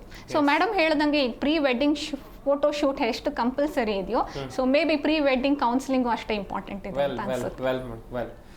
ನಯನ ಪ್ರಸಾದ್ ಅವರೇ, ಗಂಡು ಹೆಣ್ಣಿನ ನಡುವೆ ಹೊಂದಾಣಿಕೆ ಅನಿವಾರ್ಯ. ಅದೆಷ್ಟೋ ಯಂಗ್ ಜನರೇಷನ್ ಅಲ್ಲಿ ಕಪಲ್ಗಳನ್ನು ನೋಡ್ತಾ ಇದ್ವಿ, ಅಂಡರ್ಸ್ಟ್ಯಾಂಡಿಂಗ್ ಇಲ್ಲ, ಮಿಸ್ಅಂಡರ್ಸ್ಟ್ಯಾಂಡಿಂಗ್ ಇಂದಲೇ ಎಷ್ಟೋ ಕೌಟುಂಬಿಕ ಸಮಸ್ಯೆಗಳು ಕಂಡು ಬರ್ತಾ ಇದೆ. ಕೌಟುಂಬಿಕ ಸಮಸ್ಯೆಯಿಂದ ಹಾಗಾಯ್ತು ಹೀಗಾಯ್ತು, ಏನೋ ಒಂದು ಸಣ್ಣ ಪುಟ್ಟ ಕಲಹ. ಹೊಂದಾಣಿಕೆಯಿಂದ ಬದುಕಬೇಕು ಗಂಡ ಹೆಂಡತಿ ಅಂತ ಹೇಳಿದ್ರೆ ಏನು ಮಾಡಬೇಕು? ಸರ್, ಈಗ ನೀವು ಇವ್ರಿಗೆ ಮೇಡಮ್ಗೆ ಒಂದು ಪ್ರಶ್ನೆ ಕೇಳಿದ್ರೆ, ಈಗ ಗಂಡು ಎಕ್ಸ್ಪೆಕ್ಟ್ ಮಾಡೋದು ತಪ್ಪಾ ಅಂತ. ಸೊ ಅವನು ಎಕ್ಸ್ಪೆಕ್ಟ್ ಮಾಡ್ತಾ ಇದ್ದಾನೆ ಡೌರಿ ಅಂತ ಅಂದರೆ ಅವನಲ್ಲಿ ಆ ದುರ್ಬಲತೆ ಎದ್ದು ಕಾಣ್ತಾ ಇದೆ. ಸೊ ಅವನು ದುರ್ಬಲ ಆಗಿರೋದ್ರಿಂದಾನೇ ಡೌರಿ ಎಕ್ಸ್ಪೆಕ್ಟ್ ಮಾಡ್ತಾ ಇದ್ದಾನೆ. ಮತ್ತು ನೀವು ಹೇಳಿದ್ರಿ ಈಗ ಡೌರಿ ಸಂಬಂಧಗಳಲ್ಲಿ ಪ್ರಾಬ್ಲಮ್ ಇದೆ ಅಂತ. ಈ ಕೇಸಸ್ಗಳೆಲ್ಲ ಬರ್ತಾ ಇದೆ, ಪ್ರಾಬ್ಲಮಲ್ಲಿ ಇದೆ ಅಂದರೆ ಸಂಬಂಧಗಳು ಡೆಫಿನೆಟ್ಲಿ ಪ್ರಾಬ್ಲಮಲ್ಲಿ ಇದೆ ಅಂತ ಅರ್ಥ. ಸಂಬಂಧಗಳು ಪ್ರಾಬ್ಲಮ್ ಇಲ್ಲ ಅಂದರೆ ಈ ಕೇಸಸ್ಗಳು ಬರಲ್ಲ, ಇದು ಯಾವ ಪ್ರಾಬ್ಲಮ್ಸು ಬರಲ್ಲ, ಅವರು ಪೊಲೀಸ್ ಸ್ಟೇಷನ್ ಮೆಟ್ಲತ್ರಕ್ಕೂ ಹೋಗಲ್ಲ, ಸೂಸೈಡ್ ಕೇಸಸ್ಗಳು ಆಗಲ್ಲ, ಏನೂ ಆಗಲ್ಲ. ಅಲ್ಲಿಗೆ ಇಲ್ಲಿ ಸಂಬಂಧಗಳ ಕೊರತೆ ಅಂದರೆ ಆ ನಿಭಾಯಿಸೋ ಶಕ್ತಿ ಒಬ್ಬರ ಗಂಡ ಹೆಂಡತಿ ಮಧ್ಯೆ ಕಡಿಮೆ ಇದೆ ಅಂತ. ಈಗ ಅವನು ಎಕ್ಸ್ಪೆಕ್ಟ್ ಮಾಡ್ತಾ ಇದ್ದಾನೆ, ಅವನು ಏನು ಹುಡುಗಿಯಿಂದ ವೆಲ್ತ್ ಎಕ್ಸ್ಪೆಕ್ಟ್ ಮಾಡ್ತಾ ಇದ್ದಾನೆ ಅಂದರೆ ಅವನಲ್ಲಿ ಆ ದುರ್ಬಲತೆ ಜಾಸ್ತಿ ಇದೆ, ಅಂದರೆ ಅವನಲ್ಲಿ ಆ ಇನ್ಸೆಕ್ಯೂರಿಟಿ ಫೀಲಿಂಗು ಜಾಸ್ತಿ ಇದೆ. ಸೊ ಅವನಿಗೆ ಆ ಕಂಪ್ಯಾಷನೇಟ್, ಆ ಸಹಾನುಭೂತಿ ಎಲ್ಲೋ ಒಂದು ಕಡೆ ಕಡಿಮೆ ಇದೆ. ಸಹಾನುಭೂತಿ ಅಂದರೆ ಅವ್ರು ಹೇಳಿದ್ದನ್ನೆಲ್ಲ ಕೇಳಬೇಕು ಅನ್ನೋದಲ್ಲ, ಅಂದರೆ ಅವರ ಪರಿಸ್ಥಿತಿಯಲ್ಲಿದ್ದು ನಾವು ಅರ್ಥ ಮಾಡ್ಕೋಬೇಕು ಎಷ್ಟು ಮಟ್ಟಿಗೆ ಇವರು ಆ ಸಹಾನುಭೂತಿ, ಆ ಒಂದು ಇದನ್ನು ಕಂಪ್ಯಾಷನೇಟ್ ಬೀಯಿಂಗ್ ಆಗಿದ್ದಾರೆ. ಹೆಣ್ಣಾಗಲಿ ಗಂಡಾಗಲಿ ಇಬ್ಬರು ಆದರೂ ಅಷ್ಟೇ. ಆ ಫರ್ಗಿವ್ನೆಸ್ ಅಂದರೆ ಆ ಕ್ಷಮಾಗುಣ ಎಷ್ಟಿದೆ. ಈಗ ಹೆಣ್ಮಕ್ಳು ಆದರೂ ಅಷ್ಟೇ, ಗಂಡು ಮಕ್ಳಿಗೆ ಬೈತಾರೆ, ನಿನಗೇನು ಮಾಡೋಕ್ಕೆ ಇದಿಲ್ಲ, ನೀನು ರೆಸ್ಪಾನ್ಸಿಬಿಲಿಟಿ ತೊಗೊಳ್ಳಲ್ಲ, ನೀನು ಹಂಗಿಲ್ಲ, ನೀನು ದುಡಿಯೋದಿಲ್ಲ, ನೀನು ನಾಲಾಯ್ಕು, ಈ ಥರ ಎಲ್ಲ ಹೆಣ್ಮಕ್ಳು ಮಾತಾಡ್ತಾರೆ ಗಂಡಸರಿಗೆ. ಅವ್ರಿಗೆ ಸಹಜವಾಗಲೇ ನಾನು ದುಡಿಬೇಕು, ನಾನು ಮಾಡಬೇಕು, ಸೊ ದುಡ್ಡು ತಂದುಕೊಡು, ಆವಾಗ ಡೌರಿ ಹರಾಸ್ಮೆಂಟ್ ಬರುತ್ತೆ. ಸೊ ಇಲ್ಲಿ ಏನಾಗಬೇಕು, ಹೆಣ್ಮಕ್ಳು ಅದ್ರ ಬದಲಾಗಿ ಅವರ ಕಮ್ಯುನಿಕೇಷನ್ ಸ್ವಲ್ಪ ಚೇಂಜ್ ಮಾಡ್ಕೋಬೋದಾ, ಏನಂತ ಅದನ್ನು ಹಾರ್ಷಾಗಿ ಕೇಳೋದ್ರ ಬದಲು ಆ ಸಹಾನುಭೂತಿಯಿಂದ ಅವನ ಒಂದು ಪೊಸಿಷನ್ನ ಅರ್ಥ ಮಾಡಿಕೊಂಡು, ಸ್ವಲ್ಪ ನೀನು ನನಗೆ ಟೈಮ್ ಕೊಡ್ತಾ ಇಲ್ಲ, ನೀನು ಅಕಸ್ಮಾತ್ ನೀನು ಕೆಲಸಕ್ಕೆ ಹೋದರೆ, ನೀನು ದುಡಿದ್ರೆ ನಾನು ನಿನ್ನನ್ನು ಗೌರವಿಸ್ತೀನಿ, ಈ ಥರ ಓಪನ್ ಕಮ್ಯುನಿಕೇಷನ್ ಮಾಡೋದ್ರಿಂದ ಎಲ್ಲೋ ಒಂದು ಕಡೆ ಬಾಂಧವ್ಯಗಳು ಸರಿ ಹೋಗ್ತವೆ ಅಂತ ಹೇಳ್ಬೋದು. ಇನ್ನೊಂದು ಆ ಕ್ಷಮಾಗುಣ ಅಂದರೆ ಅವರು ಬೈದ ತಕ್ಷಣ ನಾವು ಕ್ಷಮಿಸ್ಬೇಕು ಅಥವಾ ನಾವು ಹೋಗಿ ಅವ್ರು ಹೇಳಿದ್ದನ್ನೆಲ್ಲ ಕೇಳಬೇಕು ಅಲ್ಲ. ಇಲ್ಲಿ ಹೆಣ್ಮಕ್ಳಿಗೆ ಪೇಯ್ನ್ ಆಗುತ್ತೆ ಕೆಲವೊಂದು ಸ್ಥಿತಿಯಲ್ಲಿ. ಈಗ ಒಂದು ಫ್ಯಾಮಿಲಿ ಅಂತ ಇದ್ದಾಗ ಎಮೋಷನಲ್ ಪೇಯ್ನ್ಸ್ ಎಲ್ಲದೂ ಬರುತ್ತೆ, ಚಾಲೆಂಜಸ್. ಸೊ ನಮ್ಮನ್ನು ನಾವು ಕ್ಷಮಿಸ್ಕೊಳ್ಬೇಕು. ಈಗ ಅವ್ರಿಗೆ ಹೋಗಿ ನಾನು ನಿಮ್ಮನ್ನು ಕ್ಷಮಿಸಿದ್ದೀನಿ ಅನ್ನೋದಲ್ಲ, ತಾನು ಅನುಭವಿಸ್ತಿರೋ ನೋವುಗಳಿಗೆ ನಾನು ಕ್ಷಮಿಸಿದ್ದೀನಿ, ನಾನು ನಿನ್ನನ್ನು ಅರ್ಥ ಮಾಡ್ಕೊಂಡಿದ್ದೀನಿ ವಿತೌಟ್ ಜಡ್ಜ್ಮೆಂಟ್. ಅವರನ್ನು ಜಡ್ಜ್ ಮಾಡ್ದೇನೆ ಅವರ ಪರಿಸ್ಥಿತಿನ, ಅವನ ಒಂದು ದುರ್ಬಲತೆನ ಅರ್ಥ ಮಾಡಿಕೊಂಡು ನಾನು ಹೆಂಗೆ ಮೂವ್ ಆಗ್ಬೋದು. ತುಂಬ ಎಮೋಷ್ನಲ್ ಅಬ್ಯೂಸ್ ಆದರೆ ಹೊರಗೆ ಬರೋಣ, ನನಗೂ ಸ್ಕಿಲ್ಸ್ ಇದೆ ಎಷ್ಟು. ಈಗ ನೋಡಿ, ಅದಕ್ಕೆ ಈಗ ಉತ್ತರ ಕರ್ನಾಟಕ ಜಿಲ್ಲೆಗಳಲ್ಲಿ ಬೇರೆ ಬೇರೆ ಭಾಗಗಳಲ್ಲಿ ಹೆಣ್ಮಕ್ಳಿಗೆ ಬೇರೆ ಕೌಶಲ್ಯಗಳನ್ನೇ ಕಲಿಸೋದಿಲ್ಲ. ಬರೀ ಅವರು ಏನು ಮನೆ ಮೇಂಟೈನ್ ಮಾಡ್ಕೊಂಡಿದ್ರೆ ಸಾಕು, ಅದು ನಮ್ಮ ತಂದೆ ತಾಯಿಗಳು ತಪ್ಪು ಮಾಡ್ತಾ ಇದ್ದಾರೆ. ಸೊ ಆದಷ್ಟು ಅವರಿಗೆ ಬೇರೆ ಬೇರೆ ಕೌಶಲ್ಯಗಳನ್ನು, ಸ್ಕಿಲ್ಸ್ಗಳನ್ನು, ಈಗ ಮೇಡಮ್ ಹೇಳ್ತಾ ಇದ್ರು, ಪೇಂಟಿಂಗು, ಮ್ಯೂಸಿಕ್ಕು, ಡಾನ್ಸಿಂಗು. ಸೊ ಏನು ಇಲ್ಲ ಅಂದರೆ 4 ಜನ ಮಕ್ಳಿಗೆ ಸಂಗೀತ ಪಾಠ ಹೇಳ್ಕೊಟ್ಟಾದರೂ ನಾನು ನನ್ನ ಲೈಫ್ನ ನಡೆಸ್ತೀನಿ ಅನ್ನೋ ಒಂದು ಆ ಭರವಸೆನ ತಂದೆ ತಾಯಿಗಳು ತುಂಬಬೇಕು. ಹಾಗೆ ಗಂಡನನ್ನು ಅರ್ಥ ಮಾಡ್ಕೊಳ್ಳೋದು ಅಂದರೆ ಅವನನ್ನು ಅಬ್ಯೂಸ್ ಮಾಡೋದು ಅಂತಲ್ಲ, ಅಂದರೆ ಅವನನ್ನು ಇದು ಮಾಡ್ಕೊಳ್ಳೋದು ಅಂತ ಅಲ್ಲ, ಅವನ ಒಂದು ಸ್ಥಾನದಲ್ಲಿ ಇದ್ಕೊಂಡು ನನಗೆ ಅರ್ಥ ಮಾಡ್ಕೊಳಕ್ಕಾಗತ್ತಾ, ನಾನು ಈ ಎನ್ವಿರಾನ್ಮೆಂಟ್ನ ಸರಿ ಮಾಡ್ಕೊಳಕ್ಕಾಗತ್ತಾ, ಈ ಒಂದು ಸ್ಕಿಲ್ಸ್ಗಳನ್ನು ಬೆಳೆಸ್ಕೋಬೇಕು. ಸೊ ಇದಕ್ಕೆಲ್ಲ ಕೌನ್ಸಿಲಿಂಗ್ ಅಗತ್ಯ ಇದೆ. ಕೌನ್ಸಿಲಿಂಗ್ ಅಗತ್ಯ ಇಲ್ಲದೆ ಇದ್ರೂ ಆ ಒಂದು ಅವೇರ್ನೆಸ್, ಇನ್ನರ್ ಅವೇರ್ನೆಸ್ ಖಂಡಿತವಾಗ್ಲೂ ನಮ್ಮ ಹೆಣ್ಮಕ್ಳು, ನಾ ಹೇಳ್ದಂಗೆ ಅಕ್ಕ ಮಹಾದೇವಿ ಅವರಾಗಿರ್ಬೋದು, ಎಷ್ಟೊಂದು ಜನ ನಮ್ಮ ಇದ್ರಲ್ಲಿ ಅವರನ್ನು ನೋಡಿಕೊಂಡು ಕಲಿಬಹುದು. ಓಕೆ ಓಕೆ ಮೀರಾ ಮೇಡಮ್, ಕೊನೆಯದಾಗಿ ಚುಟುಕಾಗಿ ಹೇಳ್ತಾ ಹೋಗೋದಾದ್ರೆ ಮೇಡಮ್, ಈ ಲವ್ ಮ್ಯಾರೇಜ್ ಆದ್ರೂ ಕೂಡ ವರದಕ್ಷಿಣೆ ಕೇಸ್ಗಳು ದಾಖಲಾಗುತ್ತೆ ಅನ್ನೋದ ಕೇಳ್ಪಟ್ಟಿದೆ, ಹೇಳ್ತಾ ಹೋಗೋದಾದ್ರೆ ಮೇಡಮ್. ಮ್ಯೂಚುವಲ್ ಅಂಡರ್ಸ್ಟ್ಯಾಂಡಿಂಗ್ ಇಲ್ಲದೆ ಇರೋ ಪ್ರಕರಣಗಳೆಲ್ಲ ಡೌರಿ ಅರೇಂಜ್ಮೆಂಟಾಗಿ ಕನ್ವರ್ಟ್ ಆಗ್ತಾ ಇದೆ ಅಂತ ಹೇಳಲಿಕ್ಕೆ ಇಷ್ಟಪಡ್ತೇನೆ. ಈಗ ಇಬ್ಬರು ಇಷ್ಟಪಟ್ಟು ಮದುವೆ ಆದಾಗ ಇನ್ನು ಅಲ್ಲಿ ಡೌರಿ ಅನ್ನೋದು ಎಲ್ಲಿ ಬರುತ್ತೆ ಮಧ್ಯದಲ್ಲಿ? ಡೌರಿ ಅನ್ನೋದು ಕೆಲವು ಸಲ ದುಡಿಮೆ ಇಲ್ದಾಗ ಅದು ಕೆಲವು ಫೈನಾನ್ಷಿಯಲ್ ಪ್ರಾಬ್ಲಮ್ ಆದಾಗ ಆ ಹಣಕಾಸಿನ ವಿಚಾರದಲ್ಲಿ ಇರ್ಬೋದು, ನಿಮ್ಮ ಅಪ್ಪಂಗೆ ಹೆಲ್ಪ್ ಮಾಡೋಕೆ ಹೇಳು, ನಿನ್ನ ತವ್ರ ಮನೆಯವ್ರಿಗೆ ಹೆಲ್ಪ್ ಮಾಡೋಕೆ ಹೇಳು, ಇಲ್ಲಾಂದ್ರೆ ಅವರೇ ನೋಡ್ಕೊಳಕ್ಕೆ ಹೇಳು, ನಾನು ಕಷ್ಟದಲ್ಲಿದ್ದೀನಿ. ಆ ಥರ ಕಷ್ಟದಲ್ಲಿದ್ದಾಗ ಒಬ್ರಿಗೊಬ್ರು ಸಹಾಯ ಮಾಡಿಕೊಂಡು ಸಂಬಂಧಗಳನ್ನು ಉಳಿಸ್ಕೋಬೇಕು. ಸಹಾಯ ಕೇಳೋದು ಕೂಡ ಡೌರಿ ಅರೇಂಜ್ಮೆಂಟ್ ಆಗ್ಬಿಡಬಾರ್ದು ಅನ್ನೋದು ನನ್ನ ಅಭಿಪ್ರಾಯ ಅಷ್ಟೇ. ಡಾಕ್ಟರ್ ಮಮತಾ ಅವರೇ, ಕೊನೆಯದಾಗಿ ಚುಟುಕಾಗಿ ಏನು ಹೇಳ್ತೀರಾ? ಇಂಥ ಪ್ರಕರಣಗಳ ಬಗ್ಗೆ ಅರಿವು ಮೂಡಬೇಕು, ಜನರಲ್ಲಿ ಅರಿವಂತೂ ಖಂಡಿತ ಮೂಡಬೇಕು. ಎಲ್ಲಿ ನಿಜವಾಗ್ಲೂ ದೌರ್ಬಲ್ಯ ನಡೀತಿದ್ವು ಅಂಥವ್ರಿಗೋಸ್ಕರ ಇನ್ನೂ ಸಾಕಷ್ಟು ಮಂದಿ ಕೆಲಸ ಮಾಡಬೇಕು, ಸಾಕಷ್ಟು NGOಗಳು ಕೆಲಸ ಮಾಡಬೇಕು. ಇನ್ನು ಎಲ್ಲಿ ಅವೇರ್ನೆಸ್ನ ದೌರ್ಬಲ್ಯ ಮಾಡ್ಕೊಳ್ತಿರೋ ಅರ್ಬನ್ ಕೇಸಸ್ಸಲ್ಲಿ ಒಂದೊಂದೇ ಕೇಸ್ನ ಕೂಲಂಕಷವಾಗಿ ಪ್ರತಿಕೂಲವಾಗಿ ಒಂದೊಂದೇ ಕೇಸನ್ನು ನಾವು ಡೀಲ್ ಮಾಡಿ ನಿಜವಾಗ್ಲೂ ಏನು ಅಂತ ತಿಳ್ಕೊಬೇಕು. ಮೇಡಮ್ ಹೇಳ್ದಂಗೆ punishable cases is only 2%, but actually 99, particularly ಬೆಂಗಳೂರಲ್ಲಿ. ಸೊ ಮದುವೆ ಅಂದರೆ ಒಂದು ಸಮಾನತೆ, ಗೌರವ, ಹಾಗೂ ಮದುವೆ ಅಂದರೆ ಹಂಚಿಕೆ, ಈಕ್ವಾಲಿಟಿ, ಅದ್ರ ಬಗ್ಗೆ ನಾವು ಒತ್ತು ಕೊಟ್ಟರೆ ಈ ಥರ ಸಮಸ್ಯೆಗಳು ಕಮ್ಮಿ ಆಗ್ಬೋದು. ಕವಿತಾ ರಾಜೇಶ್ ಅವರೇ, ನಮ್ಮ ವೀಕ್ಷಕರಿಗೆ ಹಾಗೆಯೇ ಮಹಿಳೆಯರ ಮನಸ್ಥಿತಿ ದೃಢವಾಗಬೇಕು, ಏನು ಹೇಳ್ತೀರಾ ಚುಟುಕಾಗಿ ಹೇಳ್ತಾ ಹೋಗೋದಾದ್ರೆ? ಇದು ಒಂದು ಅರ್ಥ ಮಾಡ್ಕೊಳ್ಬೇಕು. ಆ ಒಂದು ಇಮ್ಯಾಜಿನರಿ ವರ್ಲ್ಡು ಅಥವಾ ಈ ಮೂವಿಗಳಲ್ಲಿ ನೋಡಿ ನನ್ನ ಜೀವನ ಹೀಗೇ ಇರಬೇಕು ಅಂತ ದಯವಿಟ್ಟು ಏನೇನೋ ಕಲ್ಪನೆ ಮಾಡ್ಕೊಳ್ಬೇಡಿ. ಯಾಕಂದ್ರೆ ಸಣ್ಣ ವಯಸ್ಸಿನಿಂದ ಮನೆಯಲ್ಲಿ ತಂದೆ ತಾಯಿನೋ ಅಜ್ಜಿ ತಾತನೋ ನೋಡಿ ಬೆಳೆದಿರ್ತೀರ. ಸೊ ಯಾವ್ಯಾವ ಸಿಚುವೇಶನಲ್ಲಿ ಹೆಂಗೆ ಹ್ಯಾಂಡಲ್ ಮಾಡ್ತಾರೆ. ಸೊ ಒಬ್ರು ಸೋಲ್ತಿರ್ತಾರೆ, ಒಬ್ರು ಏನಕ್ಕೋಸ್ಕರ ಸೋಲ್ತಿರ್ತಾರೆ. ಯಾವಾಗಲೂ ಹೆಣ್ಣೆ ಸೋಲ್ಬೇಕು ಅಂತಾನು ಏನೂ ಇಲ್ಲ, ಏನಕ್ಕೋಸ್ಕರ ಸೋಲ್ತಿರ್ತಾರೆ, ಅವ್ರ ಜೀವನ ಅಥವಾ ಅವ್ರ ಮಕ್ಕಳಿಗೋಸ್ಕರ ಏನಾದರೂ ಒಂದು ಅದ್ರಲ್ಲಿ ಸ್ವಾರ್ಥ ಇರುತ್ತೆ. ಸೊ ಬಹಳಷ್ಟು ಜನ ಅಪ್ಪ ಅಮ್ಮಂದಿರೋ ಹೆಣ್ಮಕ್ಳಿಗೆ ಸಪೋರ್ಟ್ ಮಾಡಿ ಬೇಗ ಈಗ ಮೇಡಮ್ ಹೇಳ್ದಂಗೆ ಕೇಸ್ನ ದಾಖಲಿಸಿ ಅವ್ರ ಜೀವನನೇ ಹಾಳು ಮಾಡಿ ಕೊನೆಯವರೆಗೂ ಅವ್ರನ್ನ ಮನೆಯಲ್ಲಿ ಇಟ್ಕೊಂಡು ಮುಂದೆ ನೋಡಿ ಕೊರಗೋದಕ್ಕಿಂತ ಹೆಣ್ಣು ಮಕ್ಕಳುಗಳಿಗೆ ಸಿಚುವೇಶನ್ ತಕ್ಕಂಗೆ ಡಿಸಿಷನ್ ತಗೊಳ್ಳೋದನ್ನ ಖಂಡಿತವಾಗ್ಲೂ ಕಲಿಸ್ಬೇಕು. ಮನೆಯಲ್ಲಿ ಒಂದು ಹೆಣ್ಣು ಒಂದು ಗಂಡು ಇದ್ದಾಗ ಅವರಿಬ್ಬರ ಮಧ್ಯೆ ಜಗಳ ಆದಾಗ್ಲೂ ತಕ್ಷಣ ನಾವು ಎಂಟ್ರಿ ಮಾಡಿಬಿಟ್ಟು ಯಾರನ್ನಾದ್ರೂ ಒಬ್ಬರದೇ ತಪ್ಪು ಅಂತ ಎತ್ತಿ ತೋರಿಸೋದಕ್ಕಿಂತ ಅವರಿಬ್ಬರಿಗೂ ಅದನ್ನ ಅರ್ಥ ಮಾಡಿಕೊಂಡು ಈ ಸಂದರ್ಭದಲ್ಲಿ ನಾವು ಹೇಗೆ ಅನುಸರಿಸ್ಕೊಂಡು ಹೋಗ್ಬೇಕು ಅನ್ನೋ ಒಂದು ಮನಸ್ಥಿತಿನೆಲ್ಲ ಸಣ್ಣದಿದ್ದಾಗಿಂದಾನೇ ಹೇಳ್ಕೊಡ್ಬೇಕು. ವೀಕ್ಷಕರೇ, ಸಾಕಷ್ಟು ವಿಚಾರಗಳ ಕುರಿತು ತಾವಿಲ್ಲಿ ಚರ್ಚೆಯನ್ನು ಮಾಡಿದ್ವಿ. ನಮ್ಮ ಈ ಚರ್ಚಾ ಕಾರ್ಯಕ್ರಮದಲ್ಲಿ ಭಾಗಿಯಾದಂಥ ಡಾಕ್ಟರ್ ನಯನಾ ಪ್ರಸಾದ್ ಅವರು, ಕವಿತಾ ರಾಜೇಶ್ ಅವರು, ಡಾಕ್ಟರ್ ಮಮತಾ ಅವರು, ಮೀರಾ ರಾಘವೇಂದ್ರ ಅವರು, ಎಲ್ಲರಿಗೂ ಕೂಡ ಧನ್ಯವಾದಗಳು ಚರ್ಚೆಯಲ್ಲಿ ಭಾಗಿಯಾಗಿ ಸಾಕಷ್ಟು ಮಾಹಿತಿಯನ್ನು ಕೊಟ್ಟಿದ್ದಕ್ಕಾಗಿ. ವೀಕ್ಷಕರೇ, ವರದಕ್ಷಿಣೆ ಕಿರುಕುಳದಲ್ಲಿ ಬೆಂಗಳೂರು ನಂಬರ್ 1 ಸ್ಥಾನದಲ್ಲಿದೆ ಎನ್ನುವಂಥ ಕಳಂಕದ ವಿಚಾರವಾಗಿ ನಾವು ನಿಮಗೆ ಮಾಹಿತಿಯನ್ನು ಕೊಡ್ತಾ ಇದ್ವಿ. ಹೆಣ್ಣು ಗಂಡಿನ ನಡುವೆ ಹೊಂದಾಣಿಕೆ ಅಗತ್ಯ, ಜನರೇಷನ್ ಯಂಗ್ ಆಗಿರಬಹುದು, ಹಾಗೆಯೇ ನಿಮ್ಮ ಯೋಚನೆಗಳು ಕೂಡ ಹೊಸದಾಗಿರಬಹುದು. ಆದರೆ ಇಂಥ ಪಿಡುಗುಗಳಿಂದ ದೂರ ಇದ್ದಂಥ ಸಂದರ್ಭದಲ್ಲಿ ನಾವು ಒಂದು ವಿದ್ಯಾವಂತರಾಗಿ ಈ ಸಮಾಜದಲ್ಲಿ ಇದ್ದೇವೆ ಎನ್ನುವಂಥದ್ದಾಗೂ ಕೂಡ ಯೋಚನೆ ಮಾಡಬೇಕಾಗತ್ತೆ ಅಂತ ಹೇಳ್ತಾ ಈ ಚರ್ಚಾ ಕಾರ್ಯಕ್ರಮವನ್ನು ಮುಗಿಸ್ತಾ ಇದ್ದೀವಿ. ನೋಡ್ತಾ ಇರಿ ಜೀ ಕನ್ನಡ ನ್ಯೂಸ್, ಸತ್ಯವೇ ಸುದ್ದಿಯ ಜೀವಾಳ.